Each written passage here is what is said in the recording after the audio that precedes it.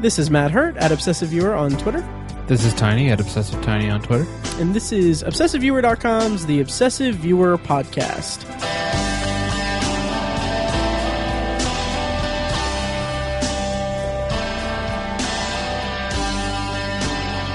Hello and welcome to The Obsessive Viewer. We're a weekly movie and TV podcast that covers a specific topic, be it genre, trope, movie, or show, each episode. You can find back episodes at ovpodcast.com, find the blog at obsessiveviewer.com, and you can like us on Facebook and join the Facebook group at facebook.com/theobsessiveviewer. That Facebook group, by the way, is really fun, and I really encourage everyone to check it out. So today on the podcast, we are joined once again by frequent guest, Robert Fekkes. Hi, Fekkes. Hello. Hi. Good to be back. Welcome back. And today we are talking about Split, which I'm really excited about. Last week we mentioned that we may be reviewing Patriots Day, but then I believe it was that night I got a message from Mike, our co-host who's on sabbatical, who he sent in his Pine Tree Perfume for Split, and he mentioned that we should definitely check out Split. So I was like, you know what, let's change it up and let's actually review Split. Yep. We'll get into that in a bit, but first I have a little bit of housekeeping, and then we can go into news. First, the piece of housekeeping is that this episode's sponsor is sponsored by Horror Movie Yearbook, which is a podcast that I've referenced last week. It's a podcast from the Midwest Podcast Network that takes a specific year each episode and dissects a few horror movies from that year. They recently did 1987, and they talked about Prince of Darkness and Near Dark, and they really incorporate a lot of fun stuff into it because they contextualize the discussion of the movies with the current events and pop culture of the year that it's set or that it was released in.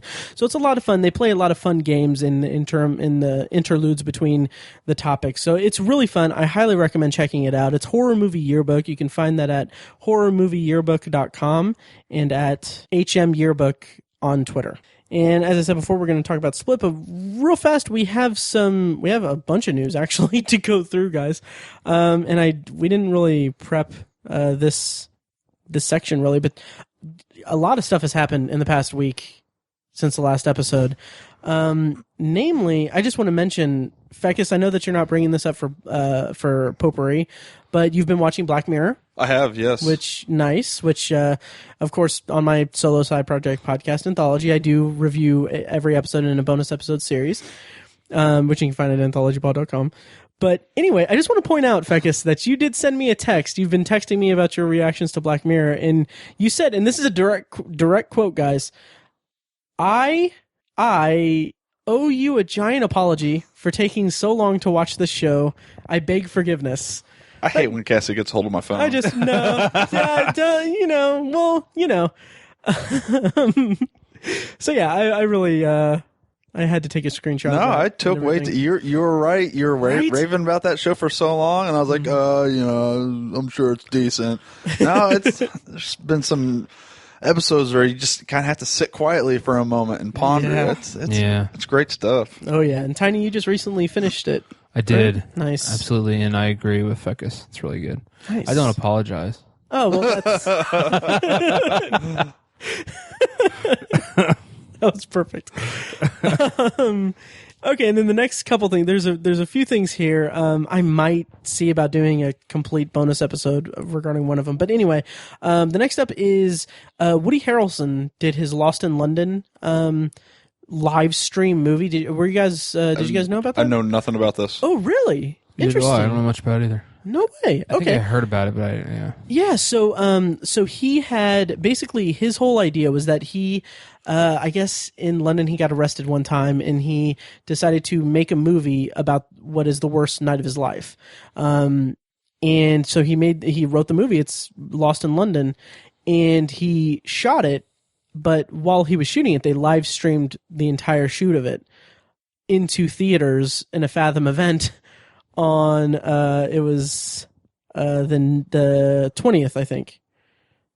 January 19th, I'm sorry. In January 19th, they basically did a live stream of the whole movie. So it's all like one take, it's all one continuous thing. Wow. I believe. got to be insanely difficult. Oh yeah, and so it's funny because it was on my radar. I wanted to check it out, but I didn't even think about it. But then one of our listeners, Andy, who we met at PopCon a few years ago, he sent me a message on Facebook and said, "Hey, it's Andy. Are you going to be watching this Lost in London thing? I'm sort of excited just because it's going to be unique." And like I'm sitting there thinking like, "Oh yeah, that would be cool. That'd be really cool to check out." Not realizing like he's sending me messages as he's in the theater looking for it to start. I'm like, well, crap, it's tonight. Just tell him to get off his phone in the theater. No, but yeah. So I asked him to give me some feedback on like how it was and everything. So I'll just read through some of the messages that he said, and I hope that he doesn't mind because these were private messages on Facebook. But anyway, he said it was really neat. Relived a really bad night for Woody Harrelson, and then at that point he was waiting for the Q&A to start. And I asked how the Q&A went, and then the next day he told me that it was interesting. The first person other than Woody they acknowledged was the cameraman for good reason. A couple other things. There was a scene that came off as a little awkward, and it turns out that one of the actors that was supposed to be in the scene accidentally left. And this he said the other big issue was that they were worrying about was that earlier in the day, unexploded ordnance from World War II was found near the bridge for the final scene. Jeez. So it was closed earlier in the day, and they weren't sure if it would be open before the final scene, which is kind of like, I mean, if I was like in charge of that project, or if I was involved in that project, I would have been freaking out. Like it would have been incredibly stressful. This is the most random complication for Right. the war. That's a World Right. War II. War's been over for 70 years. Jesus. It's just like pop up, like, hey, look, a shell. Yeah. I mean, if you were at the bottom of the ocean or something, Sure. that's different. But It's like right in the middle of it's London in London. Tower. It's London. It's one of the most famous cities in It's the like world. it's a field in the middle of nowhere. Right. Right. And he also said that Leonardo DiCaprio was the actual person that was with the night that the movie is based on. But when he was figuring out, he couldn't figure out how to make Leo funny, so he used Owen Wilson instead. So, so that's interesting. Yeah. What was he arrested for? I don't know. I don't know all the promotional stuff that they showed. I'm surprised that you didn't see it, because they showed it in like front of movies in the lead up to it the last couple months. Yeah, that's nuts, because they always do the Fathom events at the AMC that I go to. Yeah. And he's like, it's just basically him talking about saying like, I'm gonna do this and explaining it, and then he's like, and if it fails, and if it doesn't go off right, I'm gonna jump into the Thames and effectively end my career. I love Woody Harrelson. Yeah, he is too. amazing. He so is great. Oh yeah. So that was cool, and thank you, Andy, for giving me some feedback on that. And Totes. I hope you you don't mind me sharing our private conversations. And then last few things, really. This is really brief. It's not anything that needs to really be harped on. And I'm not going to be an a-hole about that. But anyway, this doesn't need to be harped on or anything. But after the inauguration of Trump, have you guys heard about this "He Will Not Divide Us" live stream thing that Shia LaBeouf is doing? No. Yeah. Shia LaBeouf really is not on my radar. I don't blame you. I don't blame you. So at the Museum of Moving Images in New York, outside of it, he put up a wall, like him and a few other like artists, like an artist collective. Quotes. I don't get art, but but no, they have a camera set up against a wall that is basically supposed to be live streaming for the next 4 years. And yeah, it's I'll read from the website. It's hewillnotdivide.us. And That's clever. It is kind of clever. Right. It says commencing at 9 a.m. on January 20th, 2017, the day of the inauguration of the 45th President of the United States, the public is invited to deliver the words "He will not divide us" into a camera mounted on a wall outside the Museum of the Moving Image, New York, repeating the phrase as many times and for as long as they wish. Open to all, 24 hours a day, 7 days a week. The participatory performance will be live streamed continuously for 4 years or the duration of the presidency.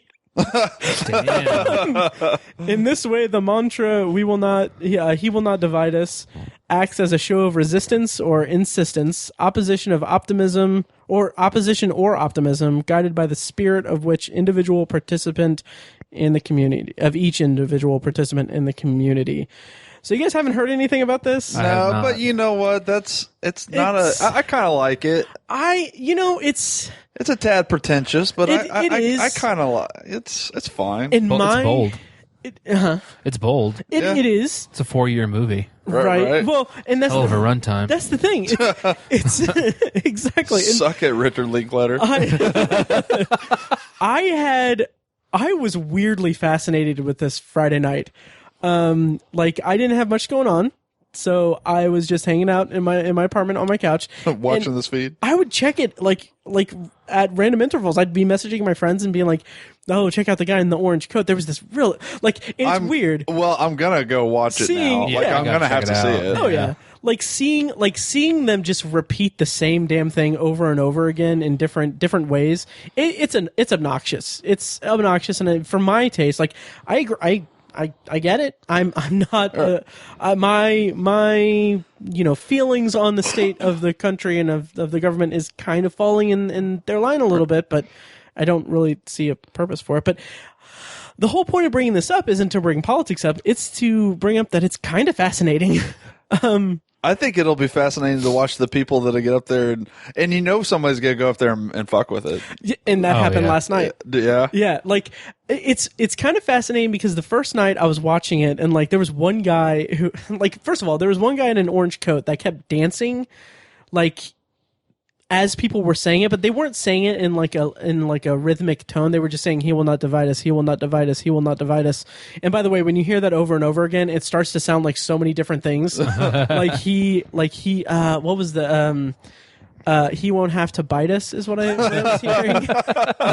Pretty good. You know what? Somewhat a legitimate claim, Right? Yeah. He will not let Trump bite me. Right. And yeah, so that and then there was I accidentally got this. I hope somebody bogarts it, just like writes a script and like blocks it, Right. and just like rehearses, and they just show up and they completely film a scene or something. What's interesting is that Shia LaBeouf was there like the whole weekend. Like he'd pop up randomly, and like it's fascinating because there was like one guy who he was basically like he was kind of like rallying the troops, and he was talking about how our government is based on this and stuff, and then he actually said like the perfect kind of, in my opinion, most like, okay, this is this exact type of person that's gonna say this is like we've all heard Hamilton. I'm like, okay, so that gives you and which the Hamilton soundtrack is fucking amazing, by the way. Like I've been listening to it nonstop, but it's like, okay, like don't reference Hamilton in this rousing like speech. Like it's not, that doesn't give you the like a degree in political science or anything. But anyway, so he was kind of starting to get it. Like it seemed like he was hinting at the point that like we need to overrun Trump or something. Jeez. And then Shia LaBeouf just totally like bogarts his spot, and he's like he just starts saying he will not divide us into the camera. Like he was clearly like, So I was like, I better stop this. exactly. What have I done? Anyways, back to my point. Right. and then there were a few other things. This has been really entertaining to me. This could probably even have been my potpourri, but I digress. But anyway, there was one guy at the end of like Friday night that was just there kind of by himself, and he kept saying like he kept saying it. And it, like at that point, I kind of like in my brain, I was like, okay, this guy is kind of like my favorite character. And he kept saying it like he was saying it very solemn and very somber and everything. And then like some guy came up and was like, "Oh, hey, what's this?" And he's like, "Oh yeah, it's pretty cool. It's a live stream thing." And my favorite character guy, he was very chill about it. And then the other guy was like, "Oh yeah, man. Oh yeah. yeah, that's going into outer space, like every transmission's going right into outer space, and he's not wrong. It's just going. He's not, but he was very like into that, and then the guy was like, yeah, I'm sure that's cool, man. That's cool. I'm sure the aliens. 13 billion years, some jack off out in the middle of the Milky Way is going to find this, right? And like the guy said, like, yeah, aliens could be listening to this, and then he's like, yeah, I'm sure they're cool, and then the guy was like, it was clearly like an awkward moment, and the guy was like, well, I mean, I don't know the aliens, so I don't know if they're cool or not. Oh my god, it was really ghosts could be listening to this. Yeah, but finally, like a couple things. One was that someone had a couple girls came up to him when he was there, that guy, and they took a picture of the wall, and then the guy said like, yeah, it's pretty cool, it's live, and then the girl misheard him and said, yeah, it's an iPhone 6. Oh my god, that's random. Yeah. I give it a week before some like homeless guy gets caught just jacking out in front of the camera. Part of that. That's part of the reason why I keep checking it. Yeah. But Oh my god, It's gonna happen. yeah, oh yeah.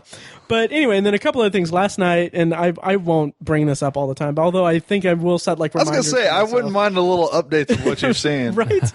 But like last night, someone ordered pizza for like the people that were there, and like they found out that it was like some guy in California, which that was kind of cool. That's good. Wow. Yeah, 4 large pizzas, and then I checked last night, and like there were some guys that were like, I don't know if they were actually Trump supporters, but I'm willing to think that they were just internet trolls. But it was weird because they kept saying like internet troll things, like God bless Mark. I can't. How do you pronounce his name? The guy that The pharmaceutical douche. Yeah. Shkreli? Shkreli, Yeah. I think. Yeah. God bless Mark Shkreli for upping the price of medicine that a bunch of fucking cucks need or something. I'm like, Jesus. I'm like, okay. It's, in my opinion, it's lame to say that stuff on the internet anyway. 'Cause Right. It's just stupid trolling stuff. It's like 10 times more lame and cringeworthy when you see someone saying it in person Rather than on a screen. right. And to add like the perfect icing on that was that every time he was up at the camera, he had his face covered. Oh, Like, you douche. come You on. know what? Yeah. But yeah, Typical, so that was entertaining. It's- Typical keyboard warrior. right, exactly. So again, that's at he will not divide us. No, he will not divide dot us. There you go. Yeah.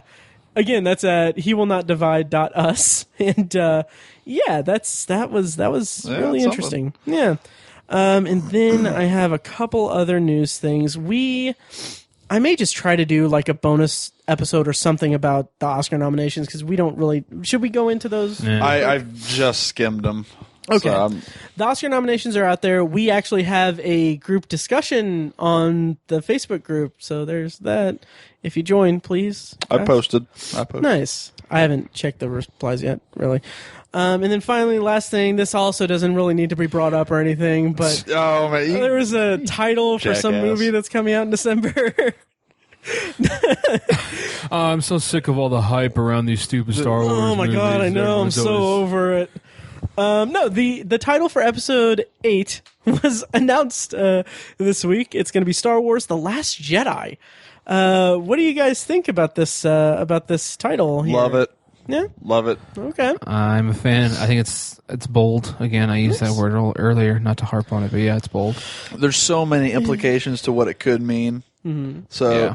and as the internet has very much pointed out, Jedi is also plural for Jedi. So, Mm-hmm. are we talking about Rey and Luke? Are we just talking about Luke? We're just talking about Rey. What are we talking about here? So, there's a whole lot to look into with it. So, I like it. There totally is. No, I saw, like, in my head, I saw headlines saying, like, what does the title mean? And then in my head, I'm just like, it means it's the title of the movie. I mean, that is what it is. I But did see a cool Instagram post of them, like the people working on the film were putting it into the crawl. So they show them working on the film, and you see the opening crawl for the movie, and Okay. it says The Last Jedi. So it was, oh, really? yeah. Oh, that's awesome. So it was. I thought that was neat. I know Nice. there have been videos of Mark Hamill, and I want to say, oh wow, what is her name? Who plays Rey? Daisy Ridley. Daisy Ridley. I think they have videos of their like reaction to the title. I haven't checked them out yet, but I'm curious to see. Oh yeah, I'll have Nice. to watch that. Yeah. But Trailer coming, I bet. Probably. Beauty and the Beast. I'm gonna. Oh yeah, I mean that makes sense. It's a good guess. Yeah. I'm gonna try to avoid all trailers. Oh, You know. I can't. Yeah. I can't. I can't either. Especially not for a main series Star Wars movie. Sure. Nope. Sure. Nope. Then I'll be the rogue one of this group. And Shut up. avoid it. Anyway. God damn it. Anyway, in the Facebook group, friend of the show, Tony Troxel, actually, he posted a comment in the Facebook group discussion about the title, and he said that He said that the subtitles of episode 7 and 8 form a full sentence. Yeah, Yes. that was good. that was good. Really cool. Yeah, so he had said his actual comment was, "I like how it's been pointed out that 7 and 8 make a sentence. The Force Awakens, The Last Jedi." Which that alone, I'm like, that is really actually cool. pretty Yeah, cool. right, yeah. I like that. And then he said, I speculate that episode 9 will be titled "Who hits the snooze button for 5 or who hits the snooze for 5 more minutes," which I like that. That was funny. Yeah, I lulled. Yeah, but the thing that I don't see a lot of people discussing about it really is that the font for Star Wars is red. Yeah. Which Well, I think it's. Yeah. I think it is just. I think we all know it's going to be kind of a darker, darker than the Force Awakens. So I think it's Yeah, kind but of. they've never done that before. Yeah. right. That's what's kind of weird about it. Like, Empire Strikes Back was dark. Yeah, but it's. That was 30 some odd years It's ago. true. Different age of Right. marketing. It's true.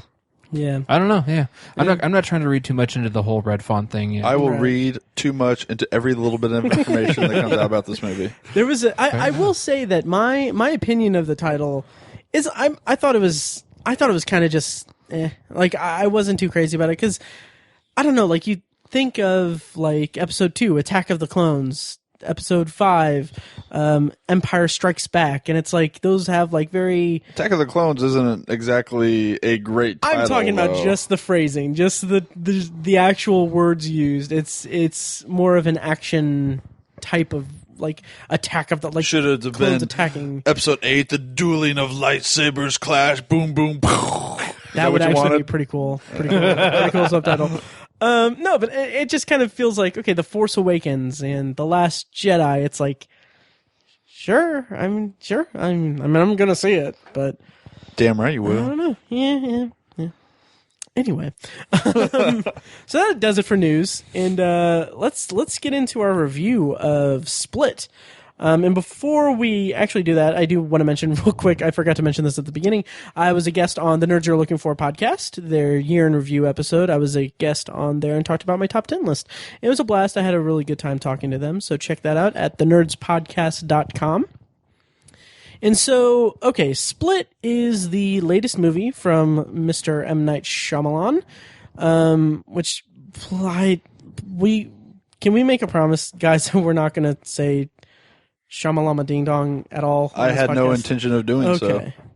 Good. Take all the wind out of my sails. I just every time I hear that, I'm like, that seems like kind of just the okay, all right. That's kind of like Like he's been around for 15 years. yeah. It's like the easy. We get it. Seems like an easy joke. But, True. yeah. Anyway, it's hard to talk about this movie because it's M. Night Shyamalan, so it's obviously, given his pedigree, there's potentially stuff to spoil. So we're going to do just kind of a broad, spoiler-free review. We'll keep it as vague as possible, and then we'll go into a spoiler review. But before the spoiler review, we'll actually get Mike's Pine Tree Perfume in there, too. So anyway, first of all, how do you guys feel about M. Night Shyamalan at this juncture in his career pre-Split? I, for one, was a massive, massive fan of his first 4 movies. 4 movies. And I'm including The Village in that, even though I still like The Village. Have you too. revisited it? Yeah, I have. I Okay. still enjoy it. I think it holds up. Tiny, have you revisited it? Not in years. Okay, it's like I saw it again. I thought it was okay. It's not as strong as the first 3, as Signs, Unbreakable, and The Sixth Sense. I accidentally said Signs first, but anyway.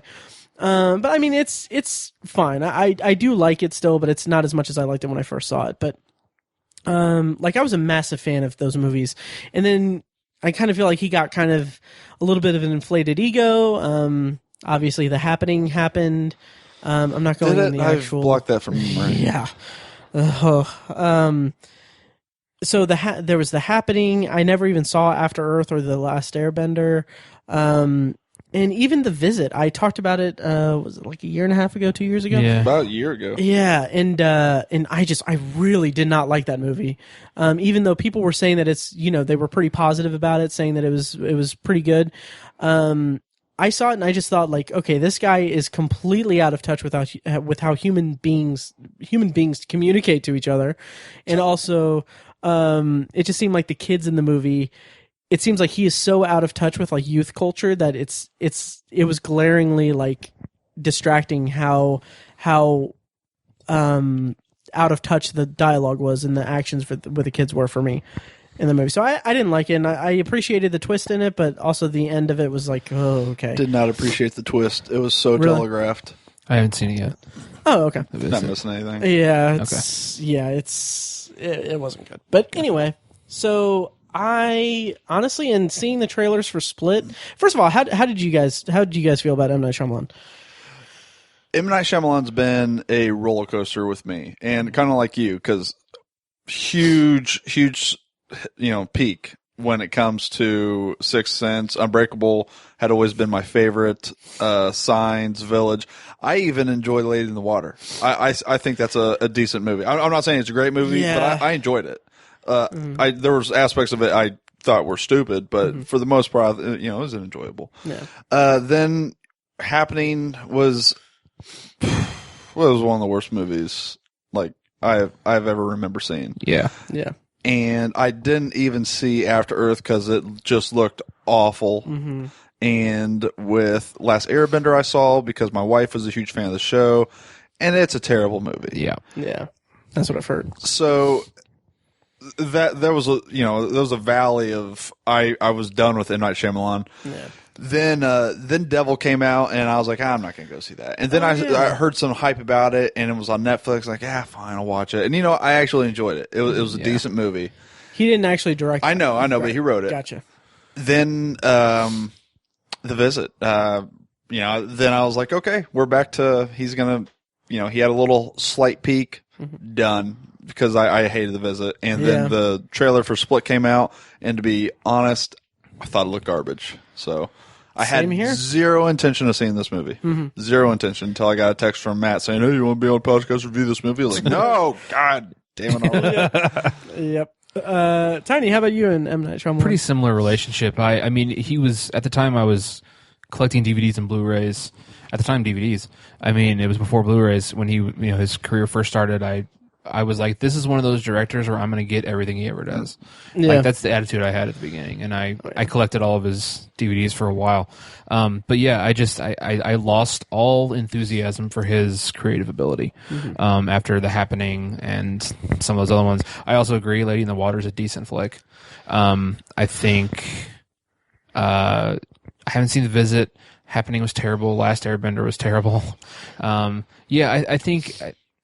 I don't know. I for a while I was like, he just needs to stop writing and maybe just focus on directing. Yeah, I don't know what it was with his career. I'm not sure what I don't know what it was, but he. I wasn't enthusiastic at all about anything he was coming out with, including Split. I was in the same ballpark as Fekkes. I was like, multiple personality disorder or whatever you want to call it. Dissociated identity disorder. Dissociative identity disorder, which is actually the technical term for it now, I guess. Whatever. I was like, that's played out. It's been used so many times throughout. I just thought of Identity. Yeah. Oh, yeah. Oh, and just any number of movies. It's been used several times. And I was like, that's played out. I don't find it very interesting anymore. It looks over the top. I was not enthused at all. So that's kind of that's where I was regarding M. Night Shyamalan. Nice. And we'll get to that in the review, obviously.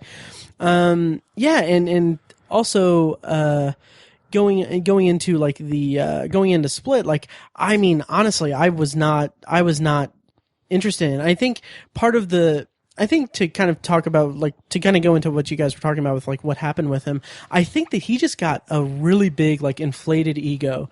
And that was that was really, really evident in Lady in the Water for me, because, I mean, the guy wrote a character for himself that is a guy that's supposed to change the world. Yeah, with his writing. Right. I'm like, holy crap, I get dude. that, yeah. Yeah, and that took me out of the movie. Also that, and the guy who only worked out one arm and was Oh, no, I thought I enjoyed his little... who played him again? I can't remember. That was... Freddie Rodriguez? Was it Freddie Rodriguez? Yeah. I liked him. I thought he was fun. Yeah. And so with M. Night Shyamalan, I just think that he just let a lot of the kind of fervor for him in his early career kind of really go to his head. And that's kind of where I was at there. So when I saw the trailers for Split, I was thinking, okay, this movie kind of feels like he sat down and said, okay, Hitchcock, I see Psycho. Yeah. I'm going to do that 23 times. Well, that's kind of what I thought with Visit, too. It's like, oh, all you guys doing these final footage films, I can do that, too. Right. And it turns out I couldn't. And that's the thing that I love about this. I didn't like The Visit hardly at all, but I like this part of his career that he is basically, he's in, like, his name doesn't carry the weight that it used to. So he is borderline financeable.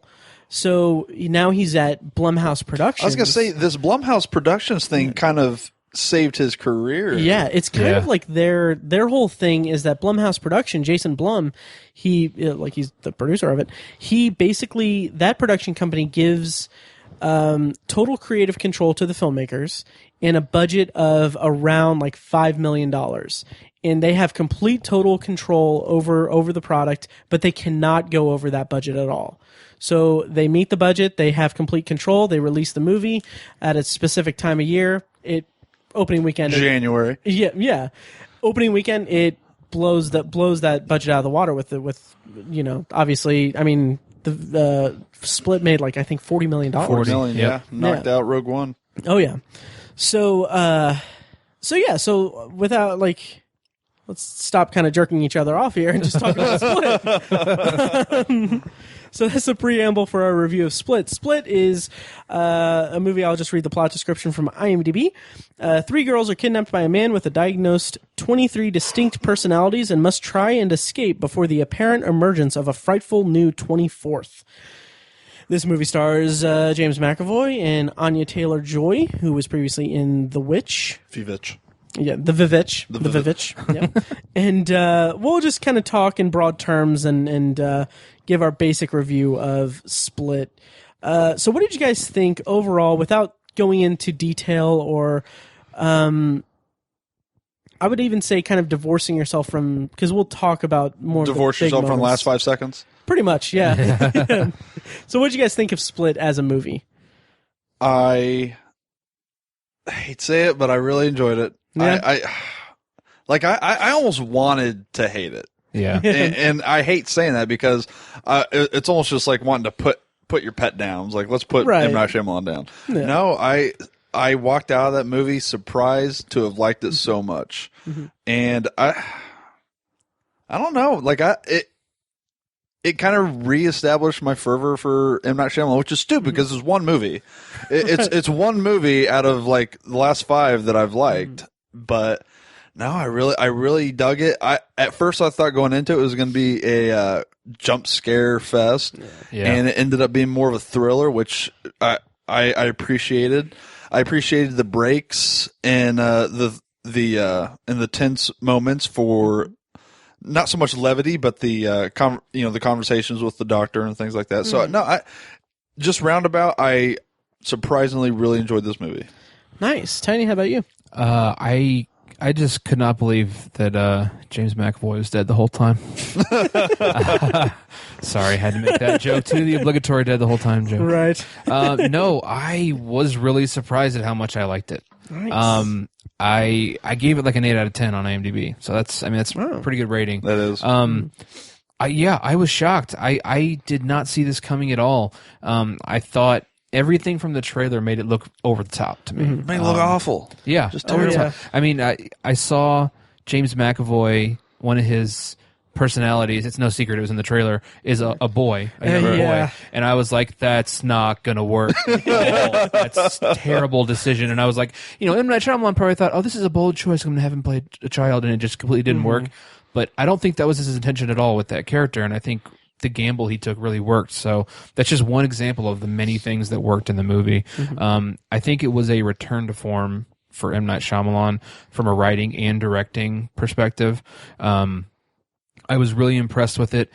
Performances were phenomenal across the board. Even for the girls. Yeah. I mean, I talk about how much kids suck. You're not wrong. Yeah. Have you seen The Witch yet? I have not, but I really want to. You should. It's on You Amazon really need to Prime. see I that. recommend it.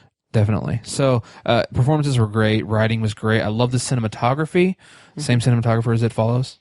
Yes, and in fact, I read that he went after him after seeing It Follows. Yep, exactly. That's awesome. So I really enjoyed it. It's way too early to talk top 10. Oh, but, I think right now it probably has potential. It could be an honorable mention, or it could just completely not make the list at all. We'll just see what 2017. I was going to say, it's third week into January. I know. It's my current top movie of the year. Also, I mean, Actually, it's not mine after today, but I wouldn't be surprised to see it on my list somewhere at the end of the year. Yeah, Nice. I echo that. Yeah, nice. possibly.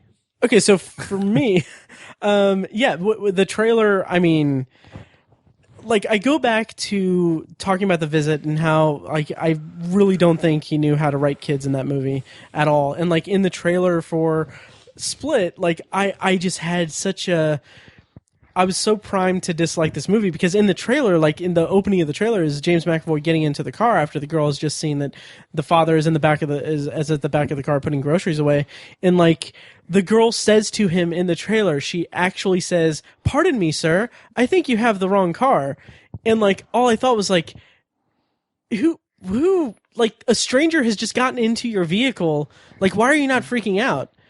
And it just I don't know. So I had kind of a grudge going in there, and then. I would almost disagree with you on that. Really? Because that's a very awkward moment, or that would be a very, like, how would you expect to react to that? Like, if like he would have popped in aggressive, sure, but he just kind of sits down in the car, and so that's confusing to everybody. I get that reaction. And that's fair. And I like, actually that's kind of like, well, sir, what are you? And in the actual movie, I didn't mind it, but I was just like, in the trailer, I was kind of primed not to like it, for that reason, because I was just like, okay, here we go. But my overall thoughts on this is that, Fekkes, to borrow your analogy, I'm so glad that at least at this point, M. Night Shyamalan has stopped pissing on the floor and he's finally found the toilet. So we don't. Well, I guess the toilet, if he's a pet, that he's found the litter box. So we don't need to put him down yet. So I really liked this movie. It's not without its faults. There are some issues that we'll get into that I had with it that we can talk out. We can even probably talk those out in the non-spoiler review probably. But anyway, it's not a perfect movie. There are some issues there, but this movie had moments in it that I like. This is I came out of this movie thinking, holy crap, I forgot what it's like to like an M. Night Shyamalan movie. Yeah. You almost don't know what to do with yourself. Yeah, afterwards. I was sitting there and like the whole time, and we'll talk more about this in spoilers. The whole time I was like thinking about it, like he actually did what he did in this movie, and the movie is structured really well and it's put together really well, and it's like, and I have some issues with some of the writing, but it's like I couldn't think of much in the end, like at the end of the day, I couldn't think of much criticism to levy at this movie because I thought it was really solid. Yeah, I thought it was very well paced. Yeah. I mean, the characters are engaged. Mm-hmm. However, if it weren't for James McAvoy, you almost it wouldn't have worked. I agree. He has this charisma, and he's phenomenal in the movie. If you get an actor that's only so in that role, it obviously it goes without saying it's not as strong as the movie. But I think without someone like that, the movie just doesn't. Period. It doesn't work. I agree. Absolutely. And there were moments that I was really, really into, and it was pretty tense. I wasn't like terrified of anything, but I was really into the thriller aspect of this movie. I was too. In fact, so much so because obviously I was probably about a week late to seeing the movie from the release, but the internet was already abuzz about a big twist. Right. So I go in there trying to predict the twist, as I always do. But about halfway through, I found myself so engaged in the movie, I stopped, and I was just engaged with the characters. I'll save that question for spoilers, but like into your point, Fekkes, about the breaks in the narrative where he visits the psychiatrist, I thought that was really good. Oh, I thought those were some of my favorite scenes. Absolutely. So good. It added so much texture to the story because like there's moments where I'll save that for spoilers. There's some. Like her story arc in the movie where she's talking about how he's her patient. Some of the avenues that it goes down in the narrative of the movie made me like it really painted the story in a very 3-dimensional way for me. Like it added some interesting context for me, and I was into it. And I'm glad that I was surprised that those scenes were even in the movie, because what I was expecting out of this was an hour and a half of these girls with James McAvoy just switching characters. Yeah, me too. So with the psychiatrist breaks and her flashback breaks, which those were so engaging for me because I saw the writing on the wall with those, and it was just a sense of dread with those. I did too. I think that he did that a little too much. Not necessarily. No, I think he nailed it with that particular. I don't want to go into it because of spoilers. With that particular aspect, I thought he nailed it. I think the content of it was good. I just think that he flashed back to it a few times too many. No, it was good. Well. You're wrong. No, for me, I thought it was really good build up. Okay. Okay, sure. Tiny, what did you think of the flashbacks? I'm kind of in the middle of you guys. I think it was a good choice, and I think it worked. But I think it was. I think I could have used one or two less of the flashbacks, or I think they could have been more focused on the central theme of the flashbacks. Yeah, I feel like at the beginning, we just didn't really know what they were, or didn't really know what it was how it was supposed to influence the character in the present. I feel for me that made it stronger, just because you want to know where you're going, because obviously they're showing you flashbacks for a reason. It's like, how is this affecting her? And about, I want to say probably third flashback in, I was like, okay, I see where this is going. And I for me, it was really good build up. And I like what he attempted to do there. And again, we're being very vague, so we can talk more in detail about it in spoilers. But I just think that it could have used a little bit of trimming here and there, because we flash back to it so much that it was almost kind of a concurrent like subplot that we're learning the backstory in this. And when you have that plus the therapist plus the girls plus James McAvoy doing his thing, it kind of felt a little cluttered, and I was trying to, like Tiny said, I couldn't really find something to latch onto with narratively for those flashbacks until like the fourth or fifth one, where I was like, okay, this is where it's going with that. But we'll talk more about that in spoilers, because I have a way to essentially completely disregard what I just said about it and find better ease in it, I guess. So I mean, I guess there's not really much else we can talk about in non-spoilers. Yeah, because this is really a spoilerific type of film. Yeah. So overall, overall thoughts on the movie. Where do you see? Will this make you more interested in seeing an M. Night Shyamalan movie, or do you think that this is a one-off thing? No, it's rekindled my interest. Like, maybe I won't be like scrounging the internet for information on Shyamalan's next movie, but when I see that he's filming something again, I'll be like, good. Let's see what you got again. Same for me. It's reignited some passion or some enthusiasm but I'm not like, oh, he's back. People are like, he's back, and I'm like, I don't know if he's quite back, but he's making waves. I'll say that. So I'm glad it's a step in the right direction. I agree. Like I said, it feels good to like an M. Night Shyamalan movie again. Man. Like it really does. Brings like him back. Right. As long as probably as long as he was like hot and the kind of it filmmaker, as long as that lasted has probably been as long as he's lasted as kind of a joke. Honestly. No, right. No, you're right. You're absolutely right. And it's just his career was a punchline, basically. Totally. Yeah. Oh yeah. And it's reached a point where, like I said at the beginning of this review, I honestly forgot what it's like to be a fan of an M. Night Shyamalan movie. Yeah. And I'm really glad that this movie kind of came out and just rekindled my interest in him as a filmmaker. And one of my big things about him as a filmmaker, and I would even go so far as to say there are moments in The Happening that can be a testament to this, is that like he may be kind of an egomaniac in terms of how he writes himself into the movies. Like, Which I'm thinking he needs to stop that. He does. It takes you right out of the movie. It really does. Because then you're like, there he is, and Night Shyamalan. Mm-hmm. Yeah. And it's even like that in Signs. Like when you see him, like the family's in the pizza store, in the pizza shop, and then you see him out the window, and then one of the kids says, "That's him." Yeah. And I'm like, really? He thinks he's Alfred Hitchcock. He does, and he's not. Yeah, exactly. Yeah. And even Hitchcock was much more subtle. Yeah. He makes it a point to be like, here I am. Exactly. Yeah. Exactly. So, but yeah, so I mean, he's become a punchline. I'm glad that to see him do something that is not punchline worthy. Right. Like it's a solid entry, and I really hope that this bodes well for his career going forward. I've heard the word Shyamalan-essence thrown around. That could be a thing. I like that. Me too.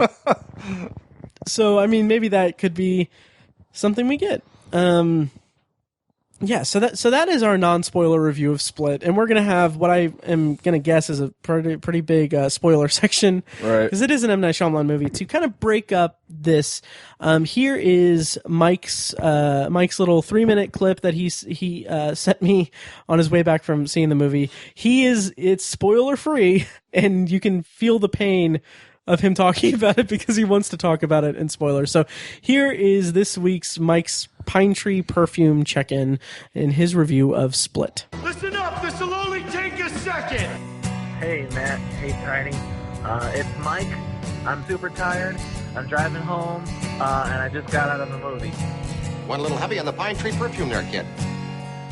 Sir, it's a taxi cab air freshener. Great, you've pinpointed it. Step 2 is washing it off. Hey, obsessive viewer listeners, Matt, Tiny, this is Mike, and you can find me at I am Mike White on Twitter, and I'm back again for another Pine Tree Perfume for you guys. It's Thursday night, it's 9:35. I'm not as tired as I used to be when I used to do these suckers, but I just got out of M. Night Shyamalan's recent movie, Split. And I gotta say, my first reaction is one of pretty overwhelming enjoyment. Maybe a little bit of surprise as well. His last venture, Visit, was met with pretty good reviews, pretty mixed reviews, I guess. I initially thought it was pretty good, and then over time found that the characters in the script were too grating to really enjoy the movie, and ultimately considered it a dud. But as we know, M. Night Shyamalan has had a pretty checkered past when it comes to his critical reception. The first thing that has to be said about Split is it is a powerhouse performance by James McAvoy. It's no spoiler to reveal. It's no twist to talk about that he plays a man suffering from what I think is dissociative identity disorder, multiple personalities, right? So he's got like 23 different personalities, and his ability to go from one accent, one voice, one character to another in a single scene is incredible. He plays kind of a church lady type character at one point, a stern, strong, scary type guy, and also a 9-year-old boy at another time, all of which are just fantastic performances. If anything, go see Split for McAvoy's performance. I also really enjoyed Anya, I don't remember her name, the girl from The Witch. I also enjoyed her in The Witch, and she was pretty good here.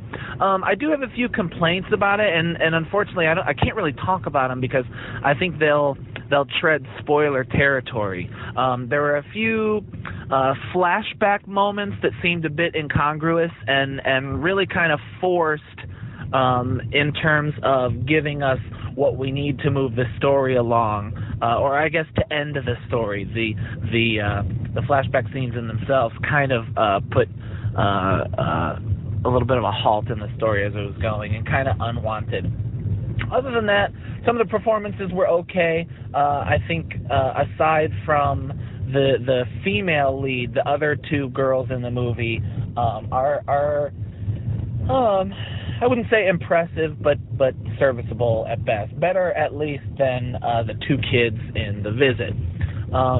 So I really just want to talk about this movie. I don't know that I would recommend it or tell anybody to go out and see it now, because I think that certain people will find certain negativity or certain things that they don't like about it, for sure. But I think it's a movie worth talking about. There is a pre-credits and stinger, which I think is worth talking about. I think I can't tell. I don't know. Can't do spoilers. Anyway, it's interesting. Once again, this is I Am Mike White on Twitter. Mike White back for a Pine Tree Perfume, and I really love it. If any of you guys heard this and had a few thoughts and you saw Split, and you let me know what you thought. So I hope everything's well. Matt, Tiny, let me know what you think of Split, and I can't wait to talk to you guys later. Good night. All right, and we're spoilers on. And before we get into the actual spoilers, guys, I just want to say, like, seriously, if you're listening to this thinking, like, okay, well, it's M. Night Shyamalan, I can get spoiled or whatever, I would go so far as to say, seriously, heed our warning. Go see it without being spoiled and really experience that experience, because it is a movie that its ending carries some very interesting implications for the movie, and it's so satisfying to not be spoiled on it. So yes, it is. Should we start with that? Might as well get it out of the way. Yeah. Oh, totally.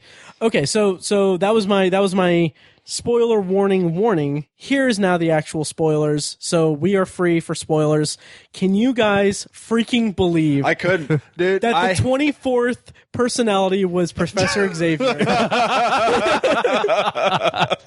Oh, he's a mutant. Okay. That's funny. Okay, no, but seriously, like, what did you guys think of, like, nobody how did nobody like, saw that coming, and if anybody says they did, they're full of all kinds of shit. Dude, I was smiling ear to ear. Yeah. To that point, I thought it was a good movie. When I saw that, I was like, I fucking love this. Right. Yeah. Like, this was my whole thought process throughout the movie. Like, the whole movie, I'm thinking, like, this is pretty solid. Like, he's doing better with dialogue. It's very engaging. There's some really interesting stuff here. There's some really good acting and performances here. And then like it reached a point where, like, when he transformed into the Beast, like in the therapist, like, tries to stab him, and it just, the fucking knife breaks. I'm like, I don't even care. Like, this is supernatural, and I don't give a shit. This is cool. I thought that was going to take me out of it with Me too. the breaking of the knife, the crawling on the walls. Yeah. It almost did. Until the end, and then it pulled it together. I'm like, well, it brings it into a whole new universe. Totally. Oh, it literally. And like, what I loved about it is, like, the way that the ending happens. And if you are still listening to this and you haven't been spoiled, but you don't care about it, basically, this is what happens in the last, like, 45 seconds of the movie. So, and this was my experience watching it too. So I'm sitting there and I realize like, okay, this is interesting. It's been underneath a zoo the whole time. And I think that I won't go into that. That's unrelated. So, so the girl is rescued. That's cool. Then we see a shot of him and like, I'm sitting there thinking like, okay, he got away. He got away. Okay. All right, interesting. That's kind of strange.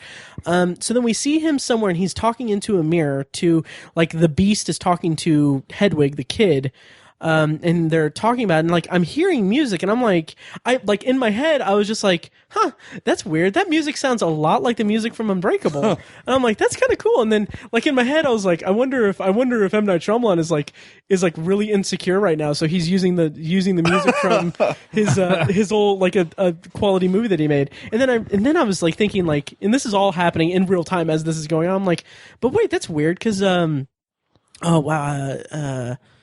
James Newton Howard? Newton Howard, yeah. Yeah, James Newton Howard. I'm like, when they did the opening credits, I didn't see his name. It was someone else's name. That's weird. So I'm just like, okay.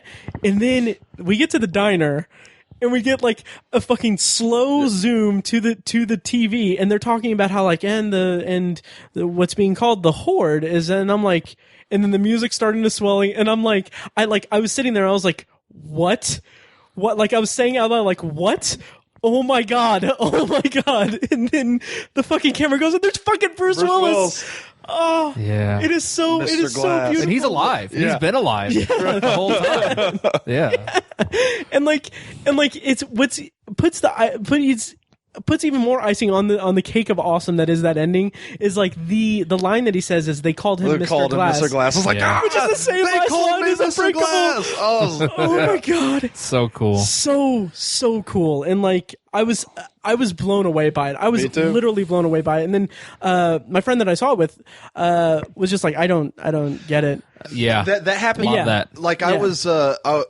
It was pretty crowded theater and that I went to go see it at, and I had people to the left of me and people directly to the right of me, and both groups of people said, well, what's that? Yeah, I felt like I was the only one kind of freaking out. Right, I felt the need to be like, hey, go see Unbreakable. But not, then I'm that creepy guy at the movie theater. Right. And like I turned to my friend and I was like, they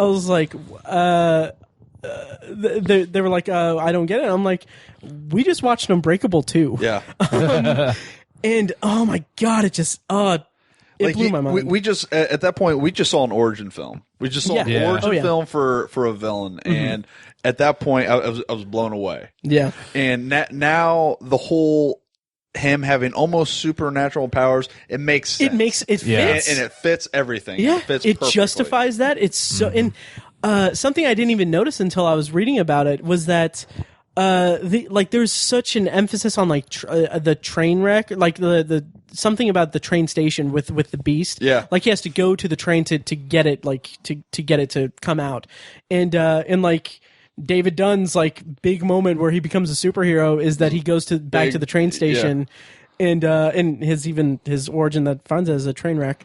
I'm just like it's so brilliant, and I was just sitting there thinking like.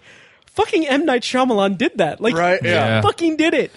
And it's what blew me away about it is that, The Sixth Sense was a cultural phenomenon. Like everybody saw that fucking movie. Mm-hmm. It's people still make the dead the whole time joke. I mean, it is a still in the public conscious. The crowning jewel of his career so far. He could have very easily just decided to make a link to that movie, but instead we have 3/4 of the theater being like, "What? I don't get that ending," because he linked it to his other movie that was pretty. That's more of a cult. To me, it's always been my favorite. Unbreakable has always been my favorite of his films. It was succkesual, but it wasn't even close to a cultural phenomenon. No, you got a bunch of people who don't know what the hell it is. Yeah, but I was like, that's just. It was like a bold choice. I keep saying that. I don't know why, but it was. It was very bold, And Fekkes, did you see the similarities between the posters? No. Okay, I just sent you a text. You'll see it when you get it. But we'll talk about that in a second. But it was a very bold choice, and what's interesting is that like reflecting on Unbreakable, I just watched it again last night for the first time in a while, in years even, and like that movie is is really ahead of its time. Yeah. I mean, it's a grounded superhero story. Right. Like years before we got like these gritty, realistic superhero movies, before the superhero movie boom, really. Yeah. And what I have a lot of respect for M. Night Shyamalan for is that he made a sequel to a superhero movie about an origin of a supervillain at a time where superhero movies are like freaking huge right now. Mm-hmm. And he disguised it as a thriller. Yeah. Like this was a surprise, and he could have had Unbreakable 2, have it marketed as Unbreakable 2, have it be Unbreakable 2, and probably get a lot more money out of it. Maybe. Really? Maybe. I don't know if I necessarily would agree with you on that. Okay. Unbreakable is my favorite of his films, but it's definitely not the most well known. It does have a cult following. It is a cult movie, but I think at this time, if people were to revisit M. Night Shyamalan's work and go back to Unbreakable, I think that they would gain a bigger appreciation of it. And maybe that's kind of the point of this whole thing. But yeah, the picture that I just sent to Fekkes is a side-by-side comparison of the Unbreakable poster and the Split poster, and they're very like, it's like the Unbreakable poster has like kind of a broken glass shards throughout it, and Split has like the same thing. We should have seen it coming. So freaking cool. Yeah. Tiny, you've seen the picture, right? I posted. Oh it in yeah, the pod I saw it in chat. the pod chat. Yeah. Yeah. Oh man. So cool. So, And it's not a twist. It's really not. It's a not. link. Yeah. He links it to another universe. It's a surprise. Yeah. It's not like It's a perfectly tied bow on a present. it is. Yeah. And it's, oh my God, like, And it's funny too, because up to that point, because I had read so many things or titles to articles saying things like discussing the big twist and Split, and I got to that point and I was like, well, the movie's pretty much over. And I was like, what? I guess I guess the twist is. It's like, I don't know. I don't know what the twist is. And then I was like, jaw on floor. Yeah. yeah. Oh yeah. And I just want to mention Nerdist posted an article. I saw that. Yeah. I was like, what the hell? Pissed me off. So did you see it before? No. Okay, I good, saw good. that. They spoil it? Okay, this is the headline. You be the judge of whether they spoil this freaking movie. The headline of the article on Nerdist is M. Night Shyamalan reveals how Split became a bracket spoiler end bracket sequel.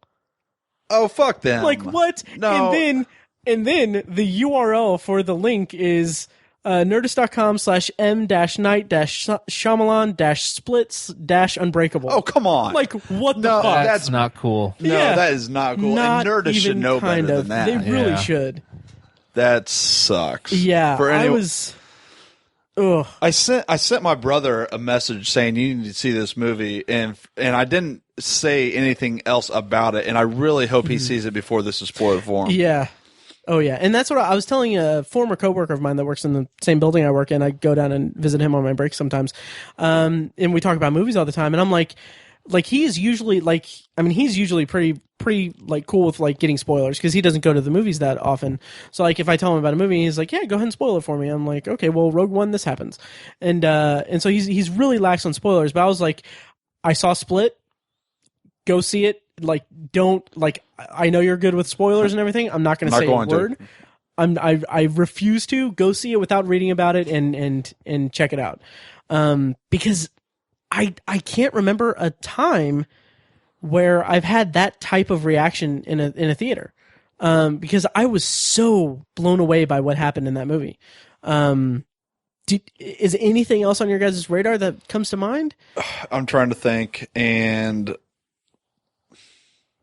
nothing that surprised me. Like there's been moments in movies where I've had just as big a smile on my face, but nothing where I was just caught off guard like that. Yeah, that's like one of the best endings I can think of. Yeah. I mean, because endings are so hard. It's so hard to make a good ending, and they're rare, really. Like a truly like blow you away good ending, and that's one of the best ones I can think of. Yeah. of any movie I've ever seen. Yeah, totally. And the closest kind of comparison I can make is, and this is something I didn't experience because I watched this on DVD after it came out, and I was aware of what was going on, sort of aware of what was going on at the time. Sam Jackson and Iron Man at the end of the credits. Like, that's the closest thing I can come to, because no one knew that they were making the Avengers. Yeah. No one knew what that was. But also, I mean, this, I don't know, and that's a loose connection. But no one even knew the implications of Sam Jackson at the end of the. No one knew what that was going to spur. Like, that was, people might have thought that was a cool little Easter egg. No one knew it was going to blow up into the MCU. Really? Well, I mean, I kind of took it to mean that, like, yeah, they're planning. Like, well, we knew that there was going to be plans, movie. but no one thought it was going to be 20 movie plan down the line. And but did you see that before everything was like ready to, like, it became a machine? Like, did you see it in 2008 when it came out? Did I see the original Iron Man? Yeah. Yeah, I like saw it in that theaters. scene. I saw it in theaters and I saw that scene. Okay. I just thought it was a neat little tag at the end of a movie. Interesting. Like, I knew that there was rumblings of them trying to kind of make the Avengers movies, but I had no idea it was going to turn into what the MCU has now become. Interesting, because I, from an outsider's perspective, I kind of viewed it as, like, I assumed that, like, oh, comic book fans, like, they saw that and they shit their pants thinking, like, the implications of this is huge because they're going to make interconnected movies. I just thought it was neat. Thought it was neat. Interesting. I mean, I had no idea what, the Marvel plan was. Yeah. Like, I knew that they were going to, do these movies, but, Interesting. I didn't see it all so interconnected. But Tiny, do you remember when we watched Iron Man together? Yeah. That was my first time seeing it, and you had actually prepped me for it, or you didn't, to your credit, you didn't say anything about the ending. I was aware of the ending. This is probably like 2009. I was aware that there was something after the credits with Sam Jackson, and then, like, I saw it and I was like, okay, what does that mean? What Avengers, what? And then, like, you explained that, like, that basically there's an Avengers movie that's going to come out where it's a group of superheroes. They'll each have, I think you said, they'll each have their own movie building up to a group movie. And I was like, that's the coolest idea I've ever heard in my entire life. Yeah. They should make an Unbreakable sequel. But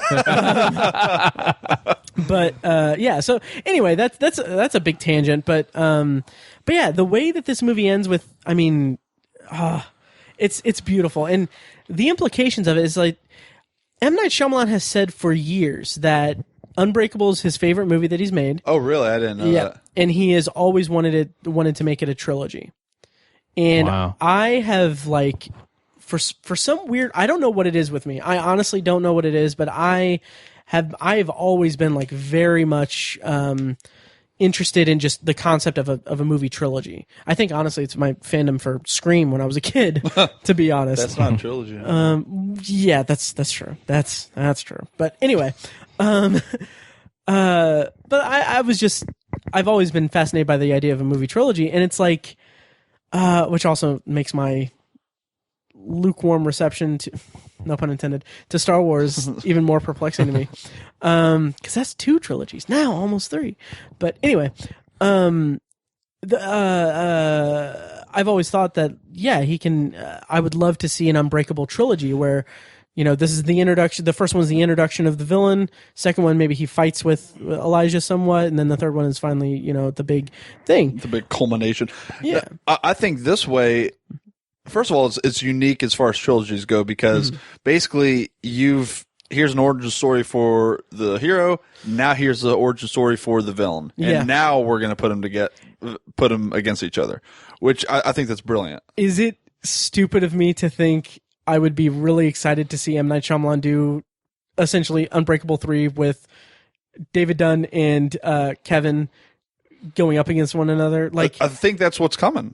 And M. Night Shyamalan said that, yeah, he wants to conclude it and everything. So I think that's what you're going to see. Will you see it soon? I don't know. Yeah. And I would almost think, like, it would be cool if it was like 5 years later. Like sure. In 5, 6 years. I would wait for that movie. Totally. Oh, yeah. Tiny, what do you think? Agreed. Yeah, I would. I can't wait to see what he does. Yeah. I want Elijah back in it at some point, and he doesn't have to be a major character, but maybe a visit. Yeah. David Dunn visits him in jail. Yeah. Something. Yeah. I don't know. I love his character so much in that movie. I would just it'd be remiss for him to not be in it. Yeah, at least at some point. I think the signs are there that maybe he goes to like a village or something. Are the signs? Oh, shut up. Yeah, maybe he saves a lady in the water. Shut up. Because his weakness is water. You know, This is happening. Yeah, it is happening. Oh boy. Anyway, This is the last time he's gonna be bending in the air. Right. All right. Anyway, but is it smart of us to anticipate the third movie? Like, do we think that he can or is does Unbreakable and Split does that give us enough oomph to really get behind him on the idea of a third, or does his checkered past with his filmography, the roller coaster of his filmography, does that give you guys any reticence to? It makes me excited for him to try. Yes. So, do I anticipate it being a great movie? I don't anticipate much of anything. I'll wait to judge it on its merits. Yeah. So I'm excited for him to try it out. So I think he'll do it, whether or not it delivers. Right. Yeah. That's the question. Well, I think he's already said that he wants to. Yeah. That he's. Well, I read an interview yesterday where he said that he's not sure if it's going to be his next project, but he says it's in his head. Mm-hmm. So I would really love it to be because he made Unbreakable when he was in a certain phase of his career. Like, this is when he was, he was it. I think that was like his third movie. And Second. No, he made one before. He made one that it was his second. It was his first movie after he became a household name. Right. Yeah. So second, wide release. Because I think the first, I don't remember. I think the first movie he made was like an Indian release. And then, but I love that now he's made the second one in what is a different stage of his career. He's had his name has kind of gone through the mud, and he has this kind of this lifeline with Blumhouse Productions where he's making movies on his terms, kind of on micro budgets. And now, who's to say 6 to 8 years? Maybe his name carries more weight. He's back to where he was. That's when he gives us the third movie. Yeah, and that'd be fine. I'd be fine. That'd be really cool. I think he needs to stay clear of blockbuster films. I think it's clear that's not his shtick. Yeah. After Earth, I didn't see it, but I've never heard anyone's like, you should see After Earth. Yeah. And The Last Airbender was awful.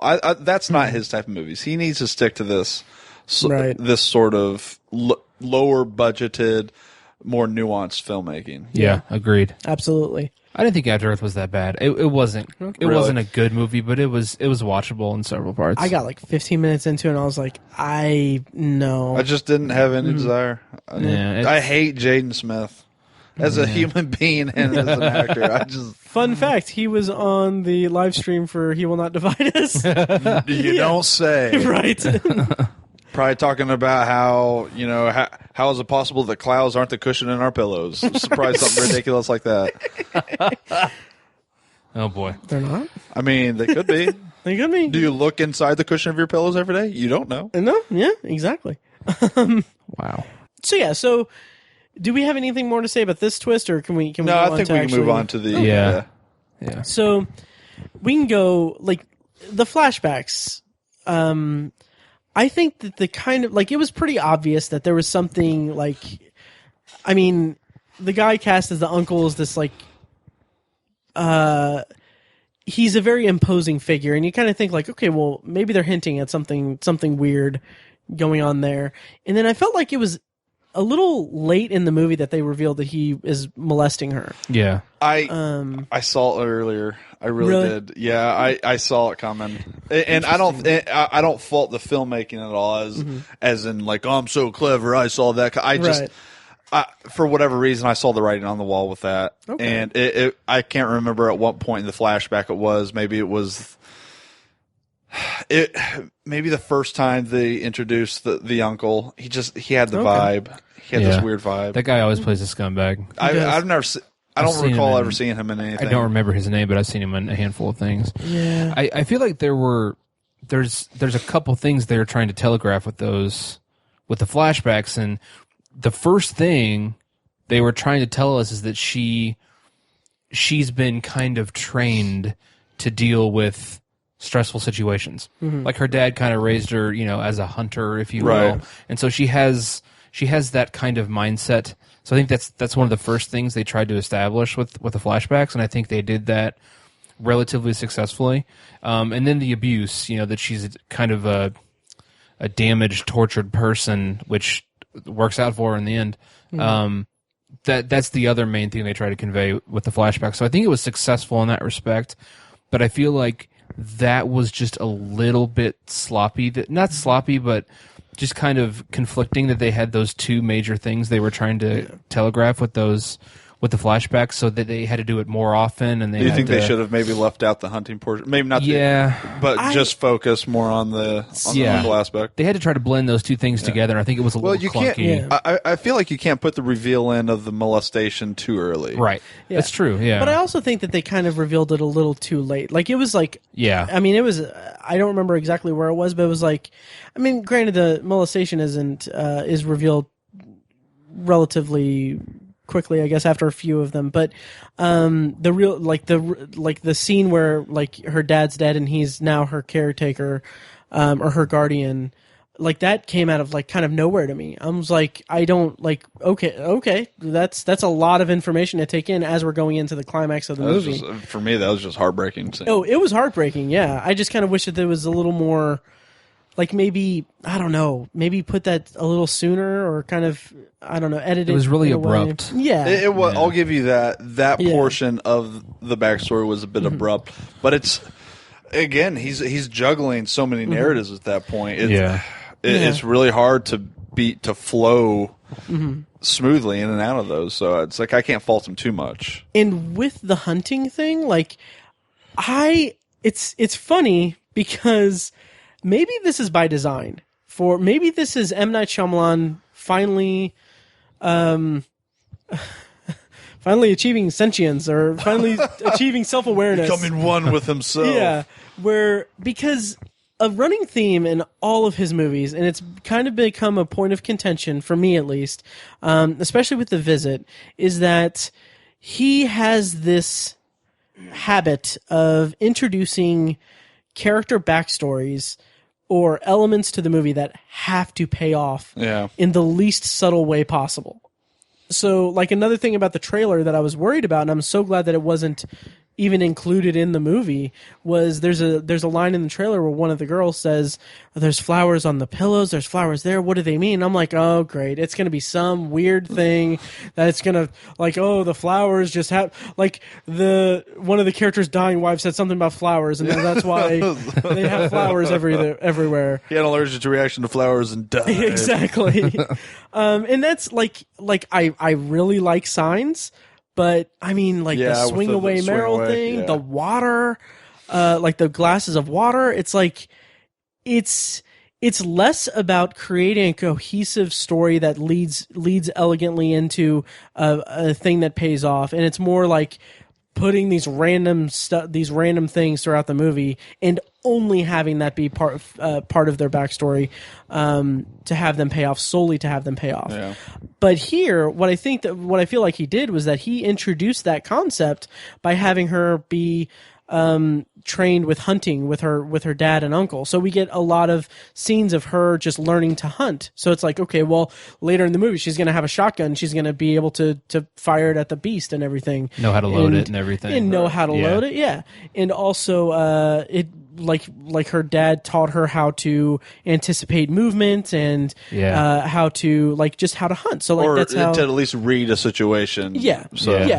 And then that kind of takes it to be about her, like, okay, well, she knows that she doesn't need, like, when the other girl says, like, we need to just pounce on him and just beat the hell out of him and escape. She's like, no, we need to play it smart. We got to do that. She's kind of taking in, like, what the different personalities are. She decides to befriend Hedwig because he's a child and she can kind of use that to her advantage.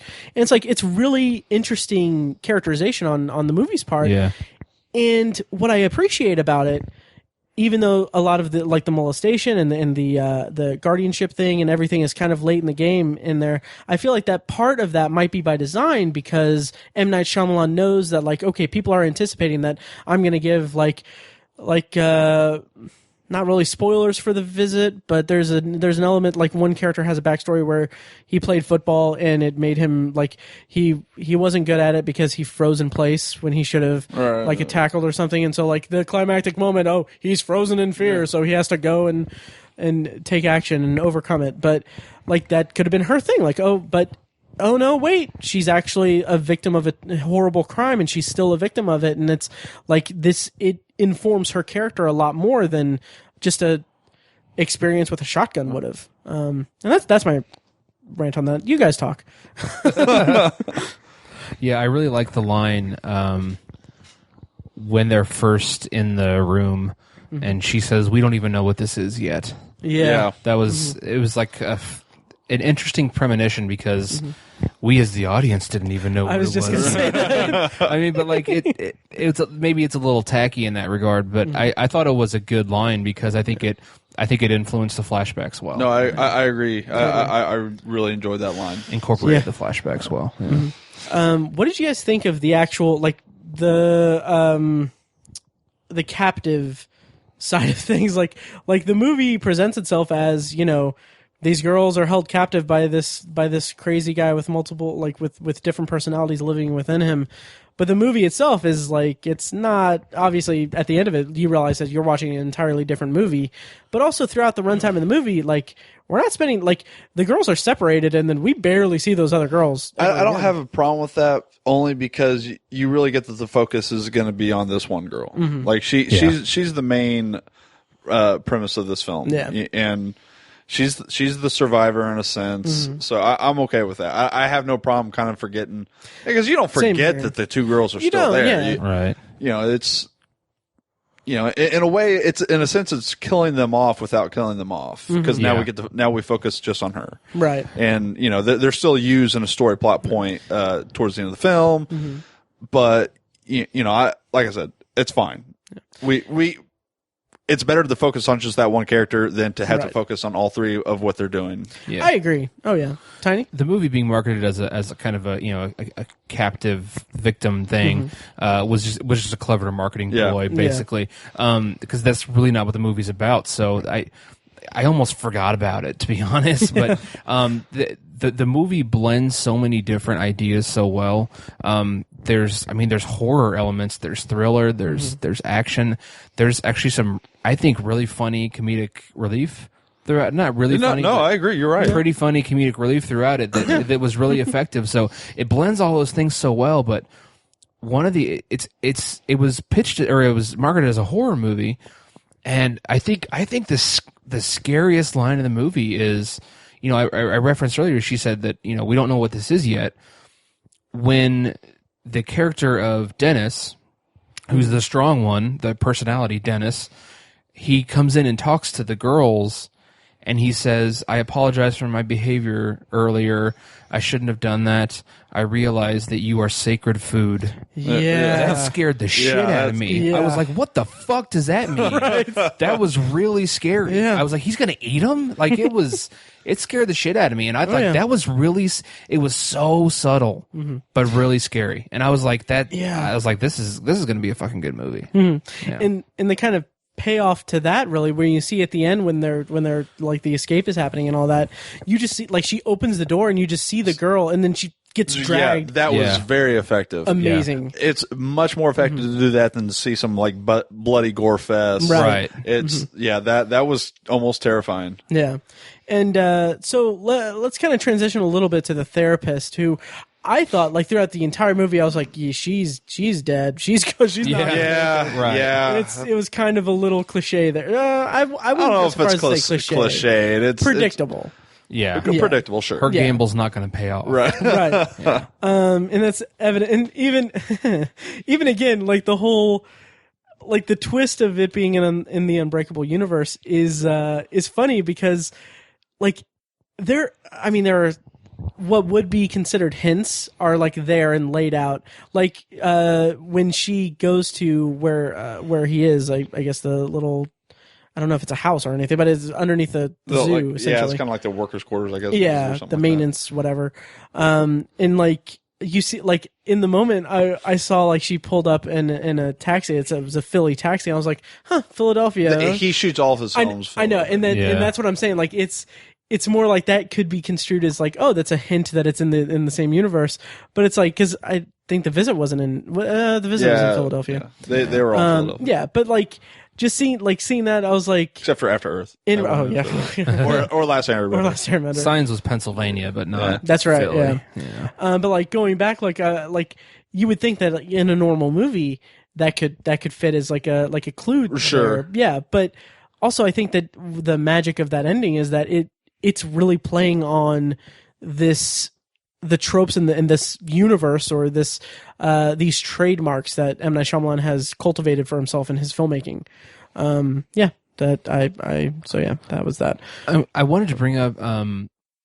I learned or it was revealed a long time ago that M. Night Shyamalan likes to use the color red to signify like moments of like trauma or like important things. I can't remember exactly what it is, but were you guys looking for red throughout the movie? That's the first time I ever heard that, to be honest. Okay. I know, especially in The Sixth Sense, it was like red everywhere. Yeah. And I don't know if that was like a theme that he does, a trademark he does throughout all of his movies, or if it was in The Village, the red clokes of the bees. and the red paint on the doors. Yeah. I've only seen Sixth Sense once. Oh, really? The first time I ever saw it was in the drive-in theater, and that's the only time I've ever seen Sixth Sense. Yeah, the doorknob to the basement in The Sixth Sense is a red doorknob, like a glass. Yeah. But like, anyways, I noticed towards the beginning of the movie when the father of the girl who was having the birthday, when he was loading up the back of the car, all of the carry-out containers were like a blood red color, and I was like, I wonder if he's going to do that again. I don't know. I like it was funny to get a laugh at that point in the movie, but I really enjoyed. I hate saying it, the abduction scene when she's just kind of looking at him, he's just kind of, and then she reaches for and he looks at her like, really? Yeah. Okay. That got a laugh. It got a laugh out of the theater too. Really? Yeah. Wow. Some of the scenes that were meant to be, I don't remember specifically what it was, but there was one moment that was supposed to be kind of like intense. I don't remember what it was. It was when James McAvoy was speaking as one of his personalities. I don't remember what it was, what scene it was, or the context, but I remember there was like a pocket of people in the theater that were like laughing at it as if it was comedy, and it was not meant to be comedy. Wow. I don't remember the context, unfortunately, but but the one thing that I did like, kind of going back to the main character's arc and her backstory and everything, is that the moment that he comes in and he takes the other girl, and she just whispers "pee on yourself." Yes. Yeah. I was like, that. First of all, I was like, okay. And then my friend that I saw it with was because he has OCD, because she saw the car and all that. And I think that was more. You missed that. It's a rapist defense. Okay, it's a rape defense. That's what I thought too. Like the more I thought about it was that either it's because she saw that he had OCD, or if it was because at that point later on retroactively thought of that way. But anyway, so that was cool. Not cool, but pissing on herself to avoid rape. That's awesome. Right. Jesus. How did you guys feel about the depiction or the performance of the multiple personality disorder or the dissociative identity disorder? I'll preface it by just saying I don't know a whole lot about the actual disorder. Right. So I'm sure there were liberties taken with the disorder, which I'm fine with, and I'm sure there's some psychology majors out there be like, well, that's just bullshit. They shouldn't put it in that light, but. It's a film. Yeah. There's going to be some liberties taken, and I don't know. It's first of all, I always was under the assumption that it wasn't even a real disorder. Really? That it was. I kind of thought that too, but apparently it is. Yeah. Not to say like that people are making it up. I thought that it was a different type of disorder, that just multiple personalities wasn't a real thing. It's just more of a colloquial, like kind of fictionalized account of it. Yeah. So. I have no problem if they took liberties with the actual disorder. That's fine, because it's a fictional movie. They're telling a story. Yeah. Same here, and I've heard like some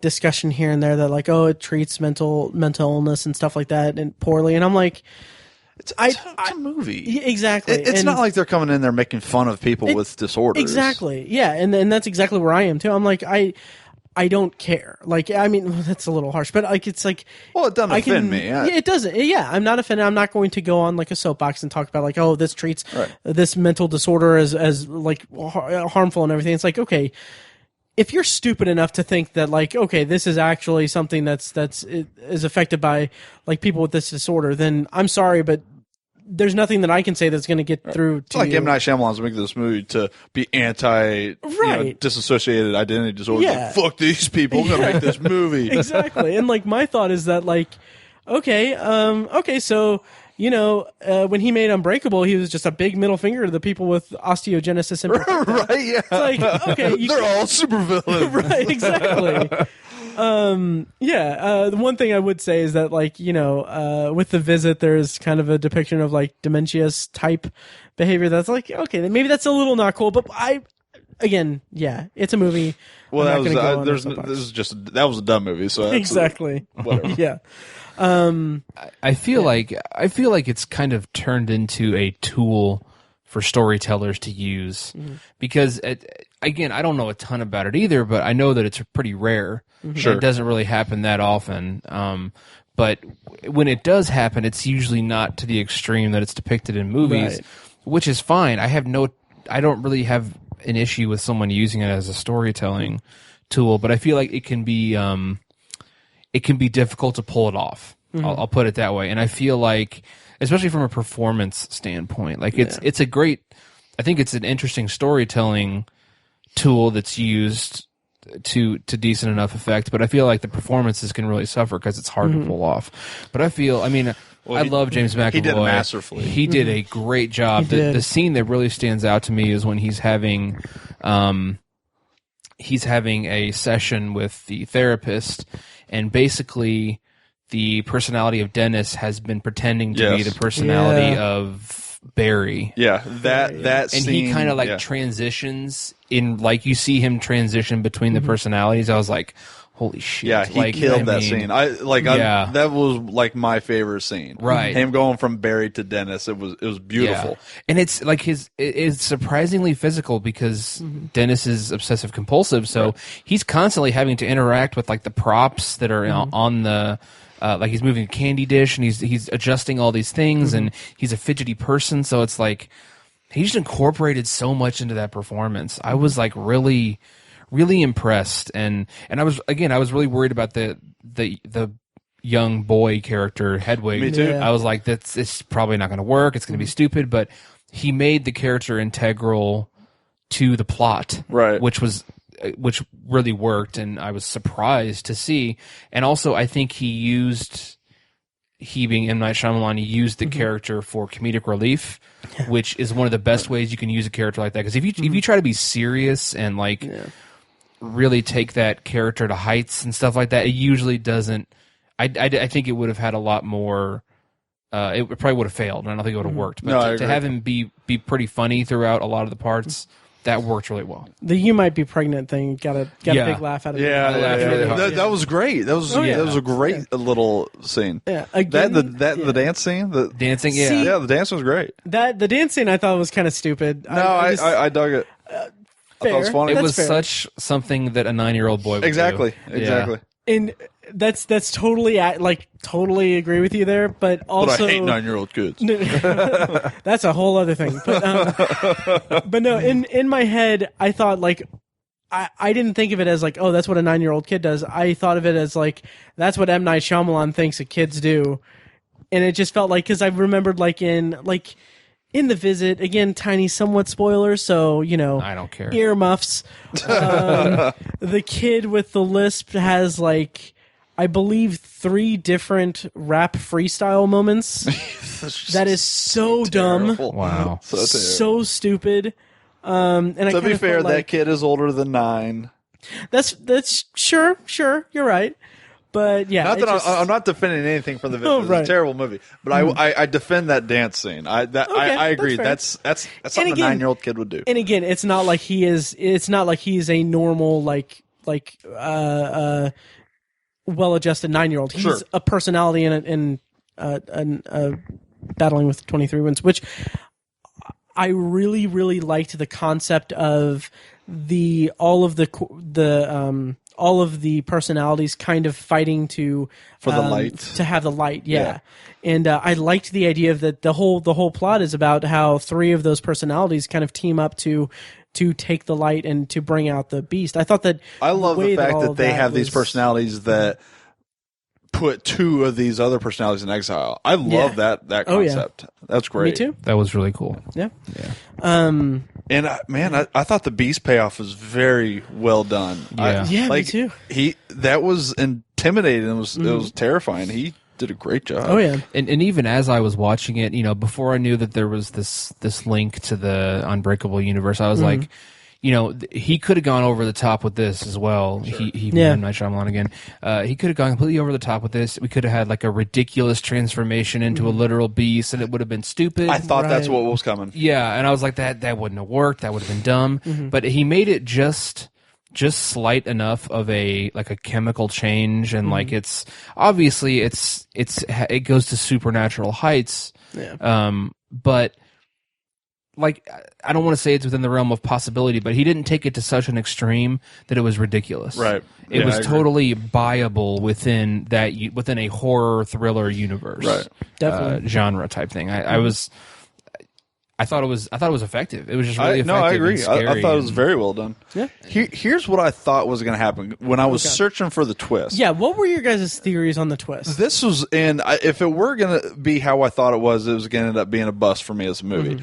I thought once the molestation portion came into play, I thought the beast, because they make a description of the beast of being a large muscular man with long hair. I thought the literal beast was going to be her uncle.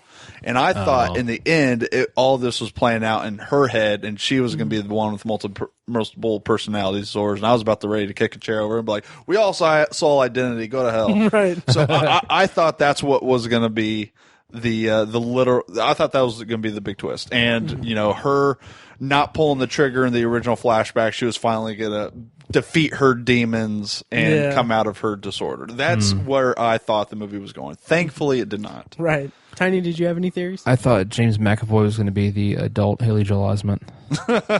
Not really. No, I didn't. I was like, I don't even know. I don't even have I'm not clever enough for that. I couldn't think of anything. I assumed that it was going to lead to somewhere where it's like, oh, James McAvoy doesn't actually have multiple personalities. He's just fucking with everyone to steal girls. Yeah. That's what I'm not that clever. Hear that he's trying to make an audition tape, become an actor.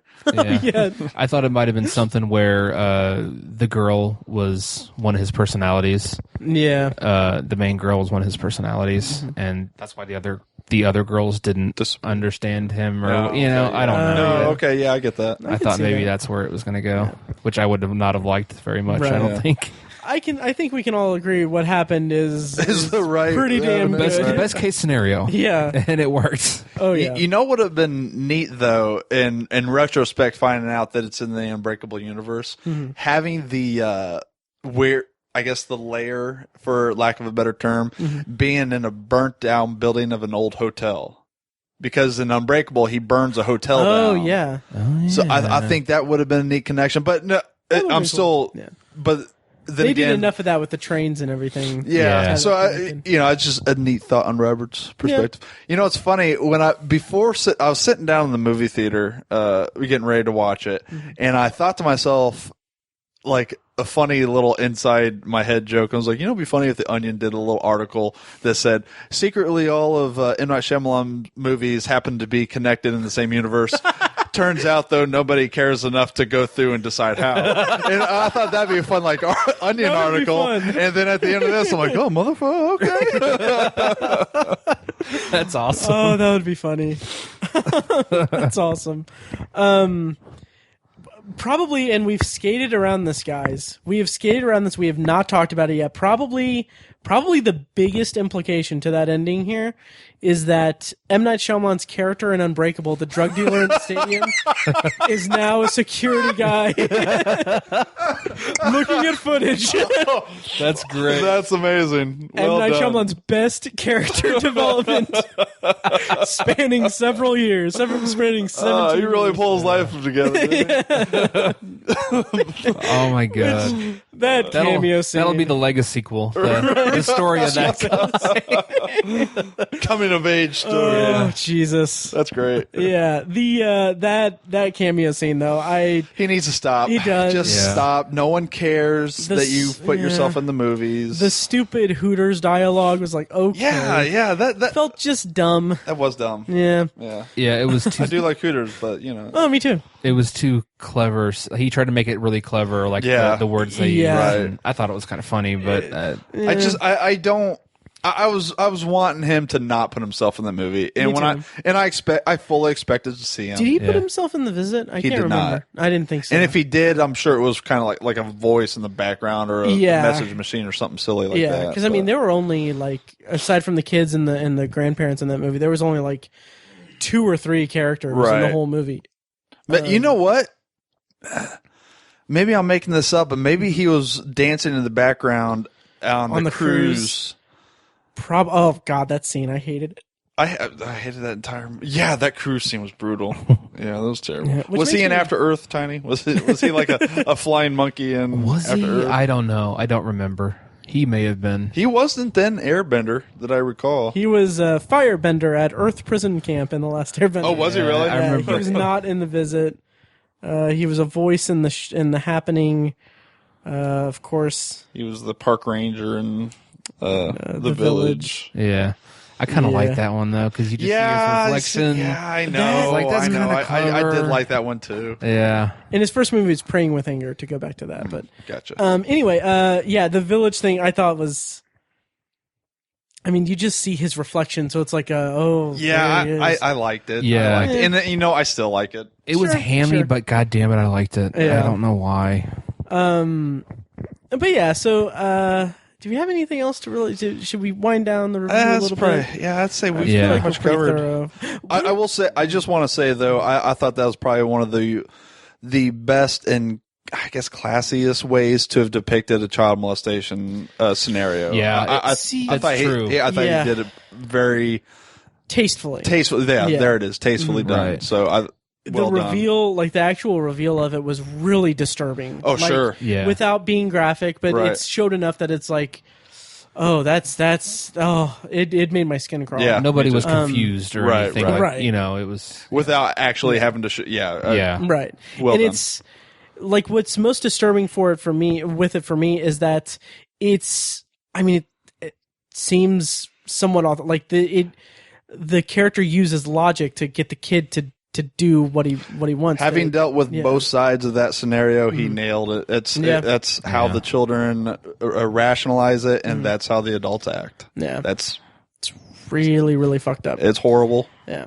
How did you guys kind of to wrap things up? We haven't really talked about this. How did you guys feel about the ending, like the big moment where she's firing the shots into the Beast, and the Beast realizes, like, from my perspective, I saw it as he noticed that she had been abused from the scarring. I don't know if it was supposed to be. She's not because I feel like he's choosing these girls based upon their lies of never having to be tested, never having any struggles or anything, and he kidnaps her and comes to find out that that's not true. She has been traumatized in her life, and it's a connection that he made with her. Well, he didn't intend to kidnap her. Exactly. Right. Because he said originally but that's the reason he got those two. Yeah, originally. you're right. Yeah, I agree. And that's also the reason why he got in the car and saw her and was like, it was like really weird. Right. In which also that, in my head, that kind of seemed a little bit, maybe I'm giving him too much credit, M. Night Shyamalan, but that seemed like him being like, okay, let's just lay some breadcrumbs here to make people think that they have some kind of connection, and that's going to be the twist. I thought that was early on. I thought that was going to be the twist. Like she knew who this guy was, and she's like, God damn it! I thought I got this guy out of my life, type of deal. As soon as he got in the car, I thought, like, are they siblings or something? Right. Because it's really weird lingering there, but it made sense at the end. But so when he realizes that she has had struggles in her life, I'm seeing that as the scars being that she's been abused and not a cutter. Yeah, she's dealt with her trauma by cutting. Is how that's how I viewed what was happening. Okay, because I just assumed that there was just injuries inflicted by the uncle. That's what I was thinking too, but I think you're right. Now I think. Yeah. Yeah. Okay. Good call. Yeah. Yeah, I didn't have a problem with that. I thought it was cool. Yeah, I thought it was very well done. So yeah, and I like how subtly earlier on in the movie, one of the personalities says, "You wear a lot of shirts." Oh, which is a typical thing for abuse victims. Cover up your shame, if you will. I guess I don't know the psychology behind it, but yeah, that was sure. Like I had no idea what that line meant at the time. Right? Yeah, I thought it was kind of a throwaway line. Now that you're bringing it up, so yeah. So that that is our review of Split. Really, I think that covers everything. Yeah. Anything else to add before we go on to Potpourri? I think we well covered it. Really liked it. I think so too. Me too. We are clearly not split on how we felt about that movie. Hey. Go Shyamalan yourself. I don't know. Yeah. All right. Well, that is our review of Split. Thank you for listening, and now we're going to end the episode with the potpourri section. That was awful. Way to transition. Yeah. Thanks for listening, and here's more. Right. When I say thanks for, Anyway, that's our review of Split. Next, we're going to kind of wind down the episode with a potpourri section, which if this is your first time listening, potpourri is a section of the podcast where we basically talk about whatever we want, things that we're watching, things that we're looking forward to, anything like that. Anything we want as long as it smells good. So, Fekkes, since you are our guest, why don't you break the silence I'm about to give you and give us your potpourri? Well, as Matt so eloquently put, I saw Silence today, Nice. and I've been wanting to see this for a while for no other reason than it's Martin Scorsese.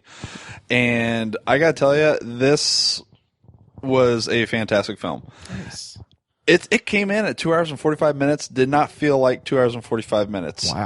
This was a beautifully shot film. It takes place in Japan. Basically, the premise of the story is there's two priests from Portugal in the 1600s whose mentor has gone to Japan and been missing, or not missing. No one's heard from him in several months until they've gotten word that he is most likely defected from Christianity. Okay. So they make it their mission to go to Japan and try to locate their mentor. Mm-hmm. And they run into a big, basically Christianity's come to a very violent head with the rulers of Japan, where the people that are trying to convert are being persecuted.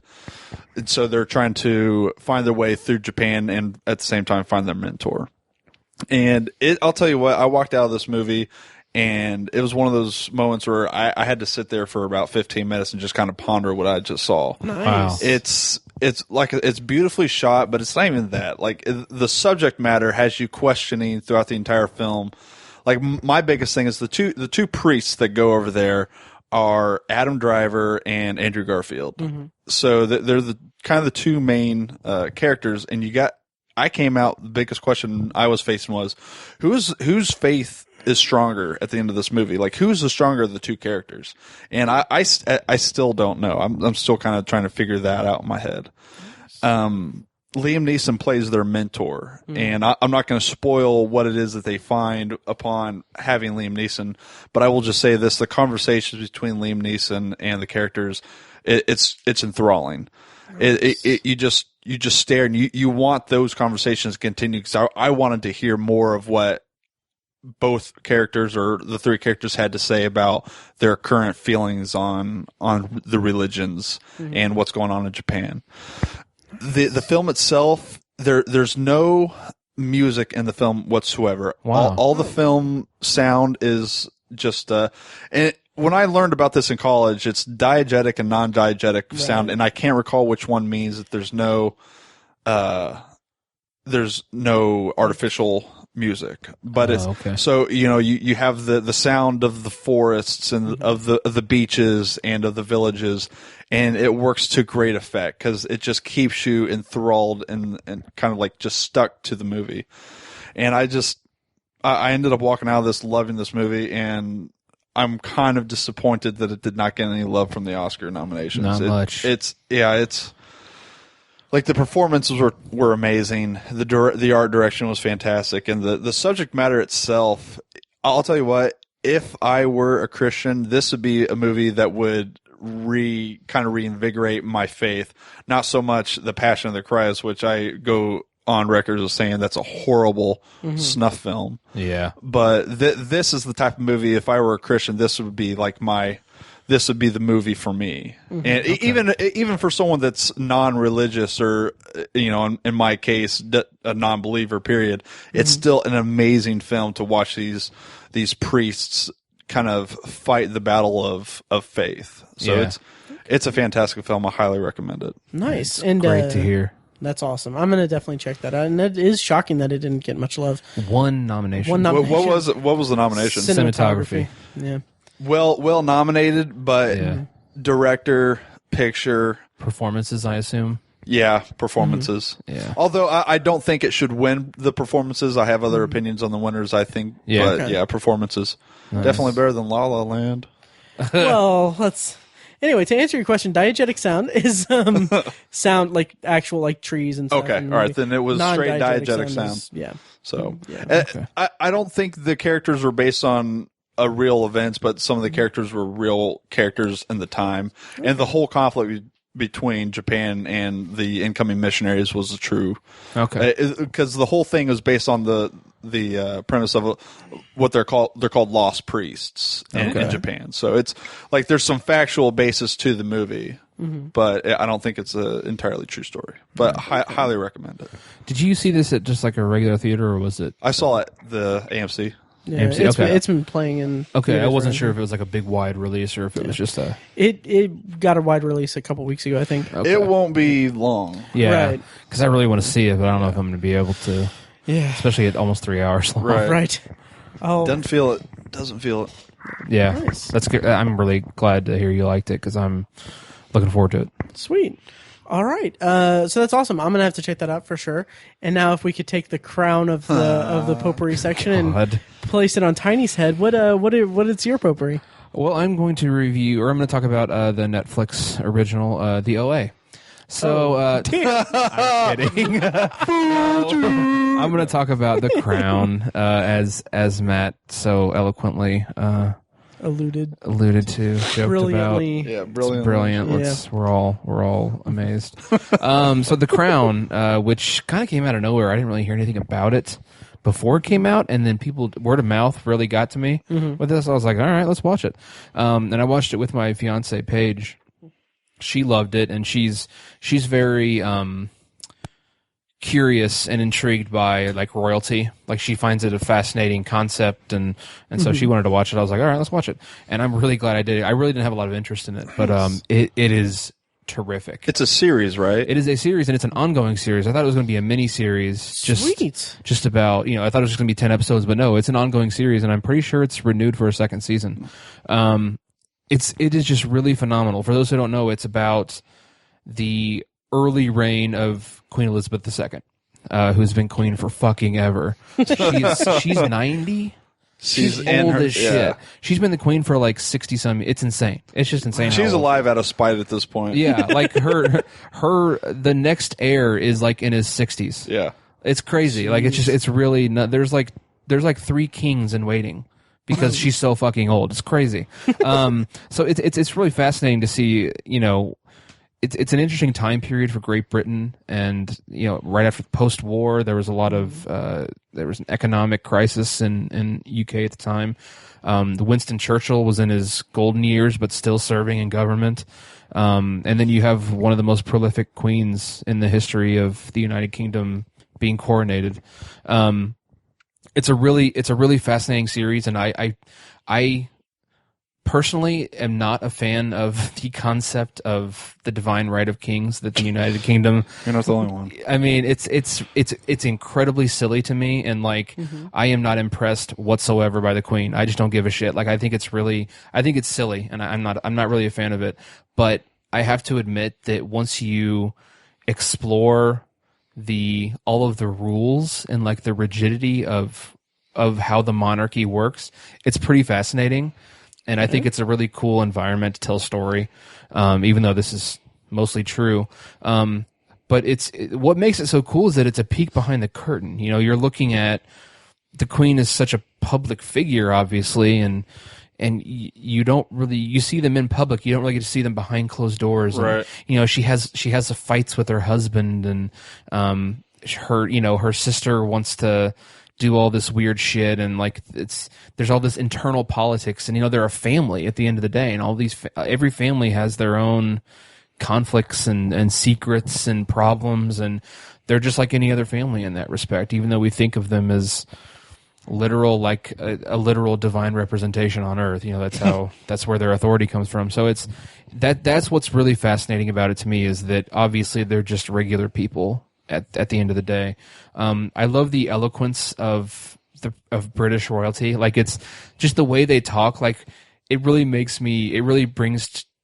to earth, or like it really grounds the fact that as Americans, we just borrow the English language, but like the Britons, they invented it and they perfected the shit out of that language. Just the way these people talk when they're just having a random conversation outside, it's like fucking Shakespeare. It's so it's just really, it really impresses me. And I realize it's a scripted show, but it's just really brilliant, and I'm just impressed by the whole show. It had a huge budget. I just looked up what it was. They spent like $150 million on this first season. And it's 10 episodes, right? Yeah, and you can see that $150 million. Wow. It's a beautiful series. That's a hell of an investment. Yeah, John Lithgow plays Winston Churchill. Oh, that's awesome. I didn't know that. Yeah. He gives my favorite performance of the first season so far. Mm-hmm. He was nominated for a Golden Globe, didn't win, but he absolutely deserved that nomination. He's terrific as Winston Churchill. Matt Smith, the 11th Doctor, plays Philip, the Duke of Edinburgh, who is married to Queen Elizabeth. He's not the king. I had to Google how the fuck all that works. It's really stupid. I had to ask my fiance like 3 times. I was like, so he's not the king? She's like, no, he's not part of the royal family. It's silly, but it's kind of funny. And Claire, how were the corgis represented? Pretty well, actually. They're super cute. Yeah. Oh, dude, I love corgis. Yeah, they're great. Nice. Claire Foy plays Queen Elizabeth II, and she actually won a Golden Globe for sweet leading actor. She does a great job, and I think the series won Golden Globe for Best Dramatic Series, and it totally deserves it. They're eventually just have to give Netflix its own like category. They are best Netflix series. I mean, yeah. So I highly recommend it. It's really fascinating. It's just really well done.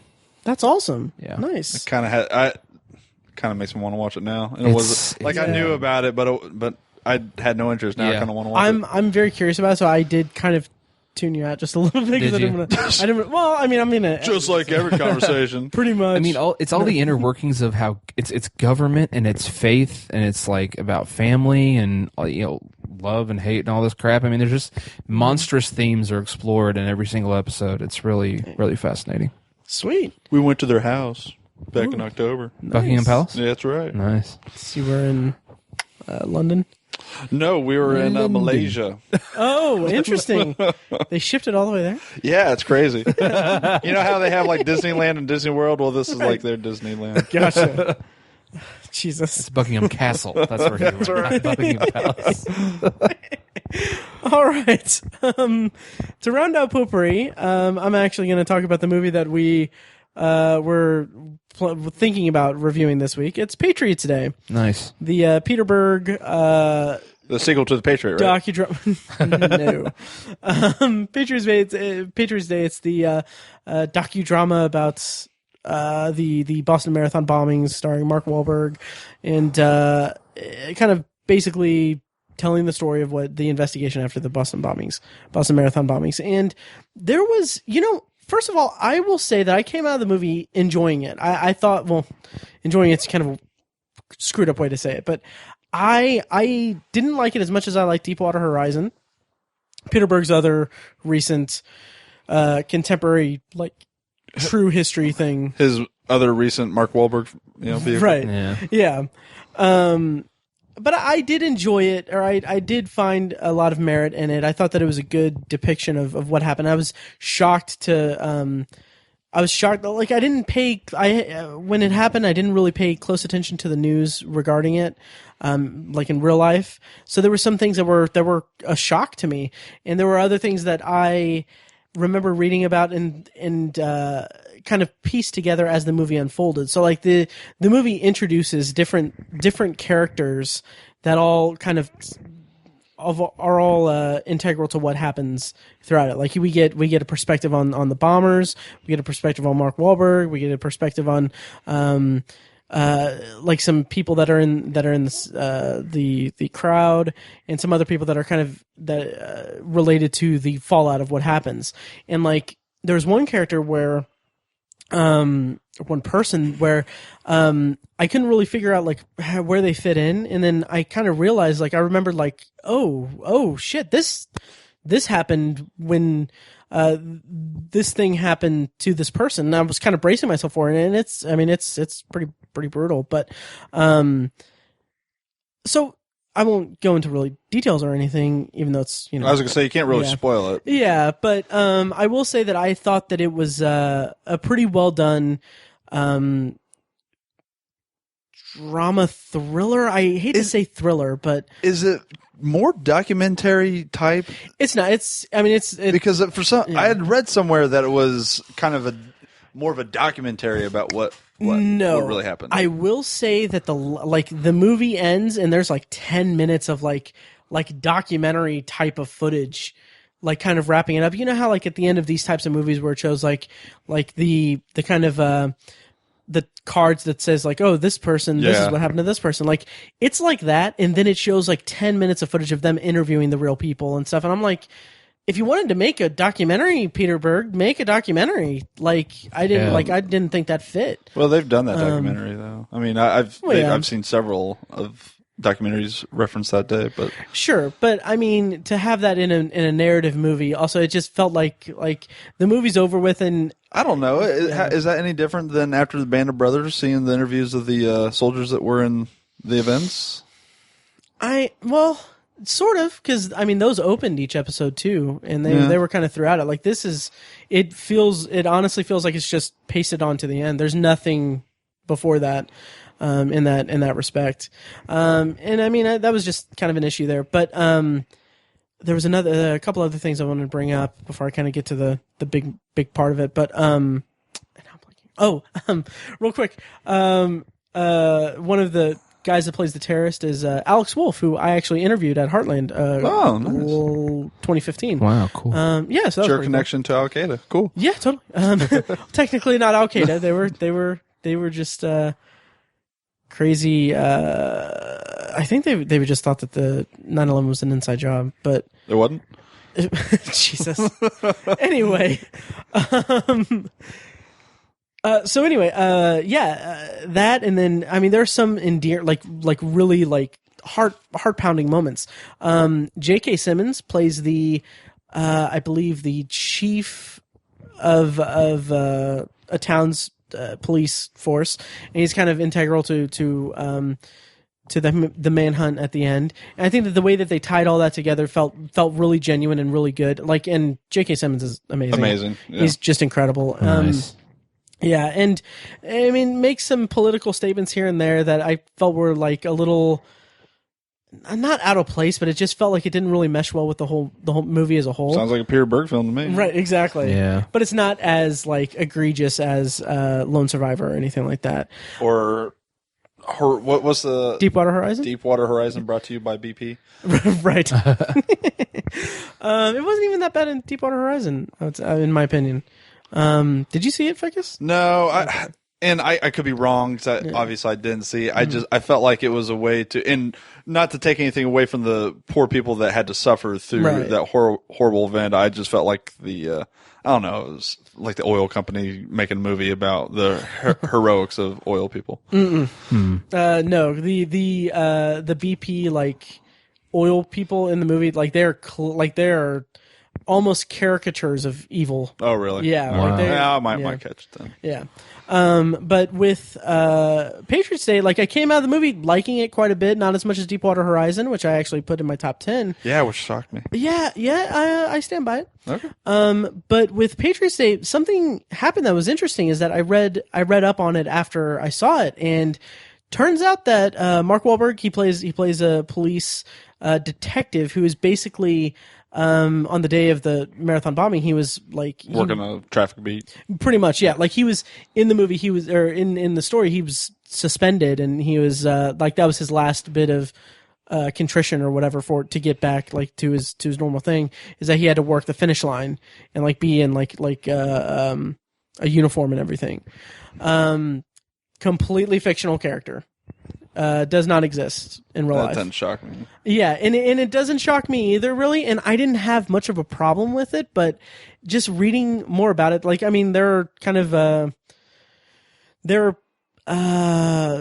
kind of essays about it that's kind of, you know, coming at it from like, oh, this is kind of a really gross thing to do. Which, well, here I take issue with that because Sure. I'm sure there were several police officers that were working that day that did all kinds of heroic things that you probably could have made a character out of instead of just creating a character. Yeah, I agree completely. And they do show some like they show like the commissioner. I think John Goodman plays the commissioner.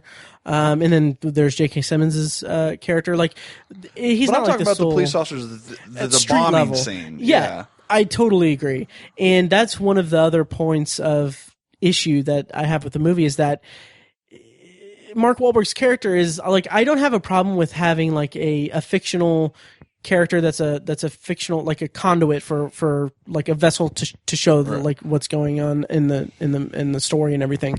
But like he is like if I hadn't read that he was fictional, I would have thought that he was real, because like everything that's happening around him is like he's integral to like the investigation of what's going on. It's not like he's just a bystander who's like in every, like he's not the amalgamation of the street level cops who are working like Was working he brought and into everything. the actual investigation? He's brought in one scene by the FBI to now that would take me completely out of the story, Yeah. because I'd be calling nonsense the entire time. Yeah, like he is brought in because he knows, and this is kind of weird, and it's not a spoiler or anything, but after like they set up, the FBI takes over the investigation, they set up shop in like a warehouse, they have like a 2-scale representation of like the neighborhood where it is, like in tape and everything, and like little like drawings and stuff of just structures and everything. So they bring Mark Wahlberg in because he knows Boston. So they're like looking through, and it's like, okay, Is he the only Boston police officer that knows Boston? Exactly.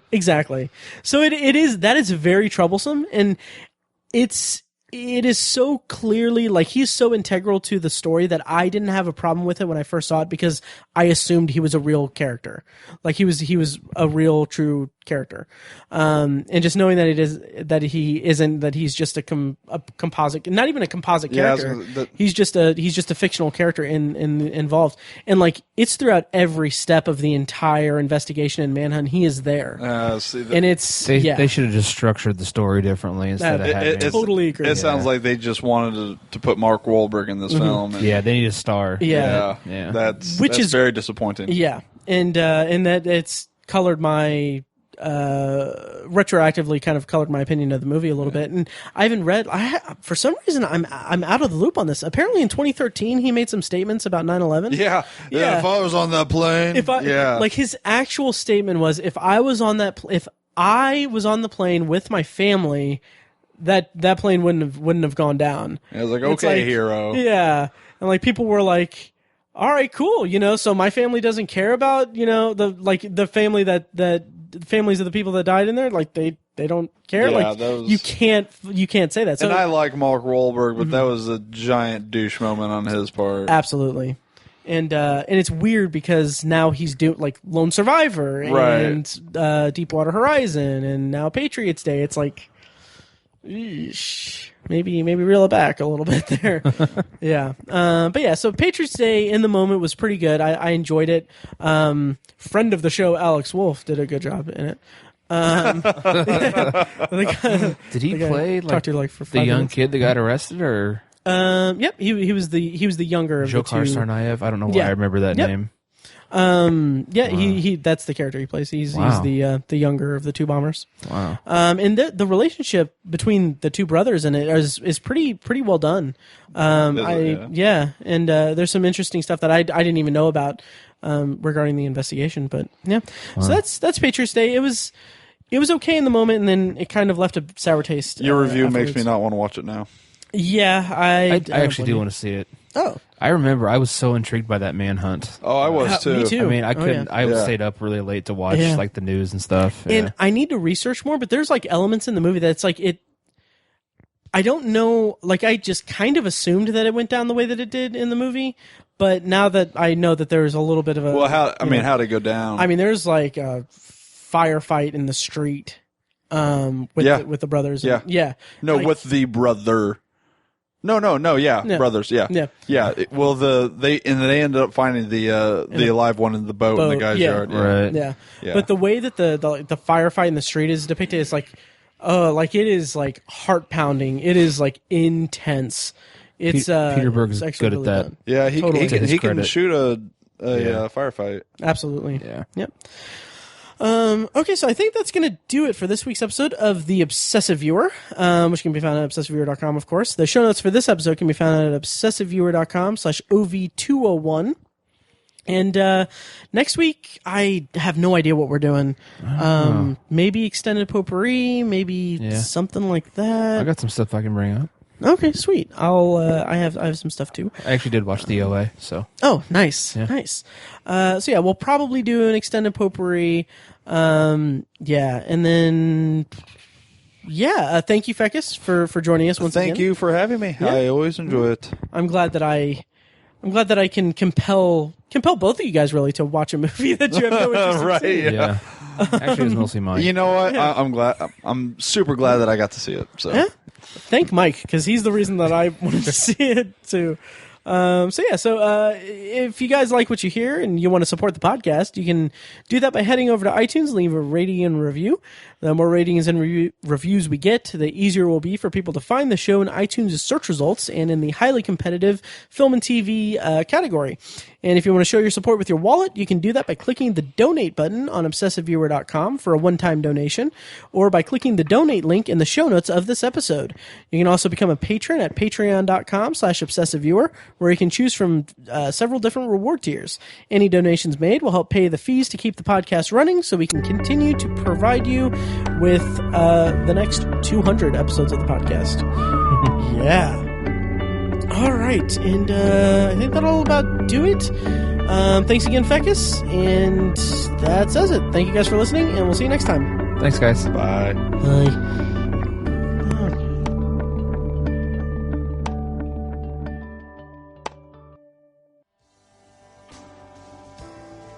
Thank you for listening to The Obsessive Viewer, presented by ObsessiveViewer.com. You can find more of our episodes at ovpodcast.com, and you can subscribe to the show on iTunes, Stitcher, or your preferred podcast app. The Obsessive Viewer's theme song is An Eclipse of Events and is provided by Loudlike from their EP Mistakes We Must Make. You can find that and more great music from them on iTunes, and like their Facebook page at facebook.com/loudlikemusic.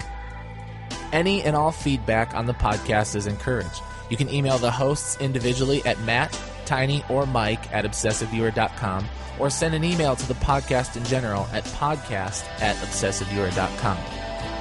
Check out the Obsessive Viewer blog at obsessiveviewer.com, where we post movie and TV reviews and the occasional editorial about the business of entertainment. You can also like us on Facebook at facebook.com/theobsessiveviewer and follow us on Twitter at obsessiveviewer, at obsessivetiny, and at IamMikeWhite. If you want more obsessive content in your life, check out our sister site, obsessivebooknerd.com, for book reviews, author spotlights, and a general celebration of reading. Finally, if you're philosophically curious, check out Tiny's side project podcast, The Secular Perspective, which explores the concepts of faith, religion, and existence from the perspective of secular hosts. You can find that at thesecularperspective.com and subscribe to the podcast on the podcatcher of your choice.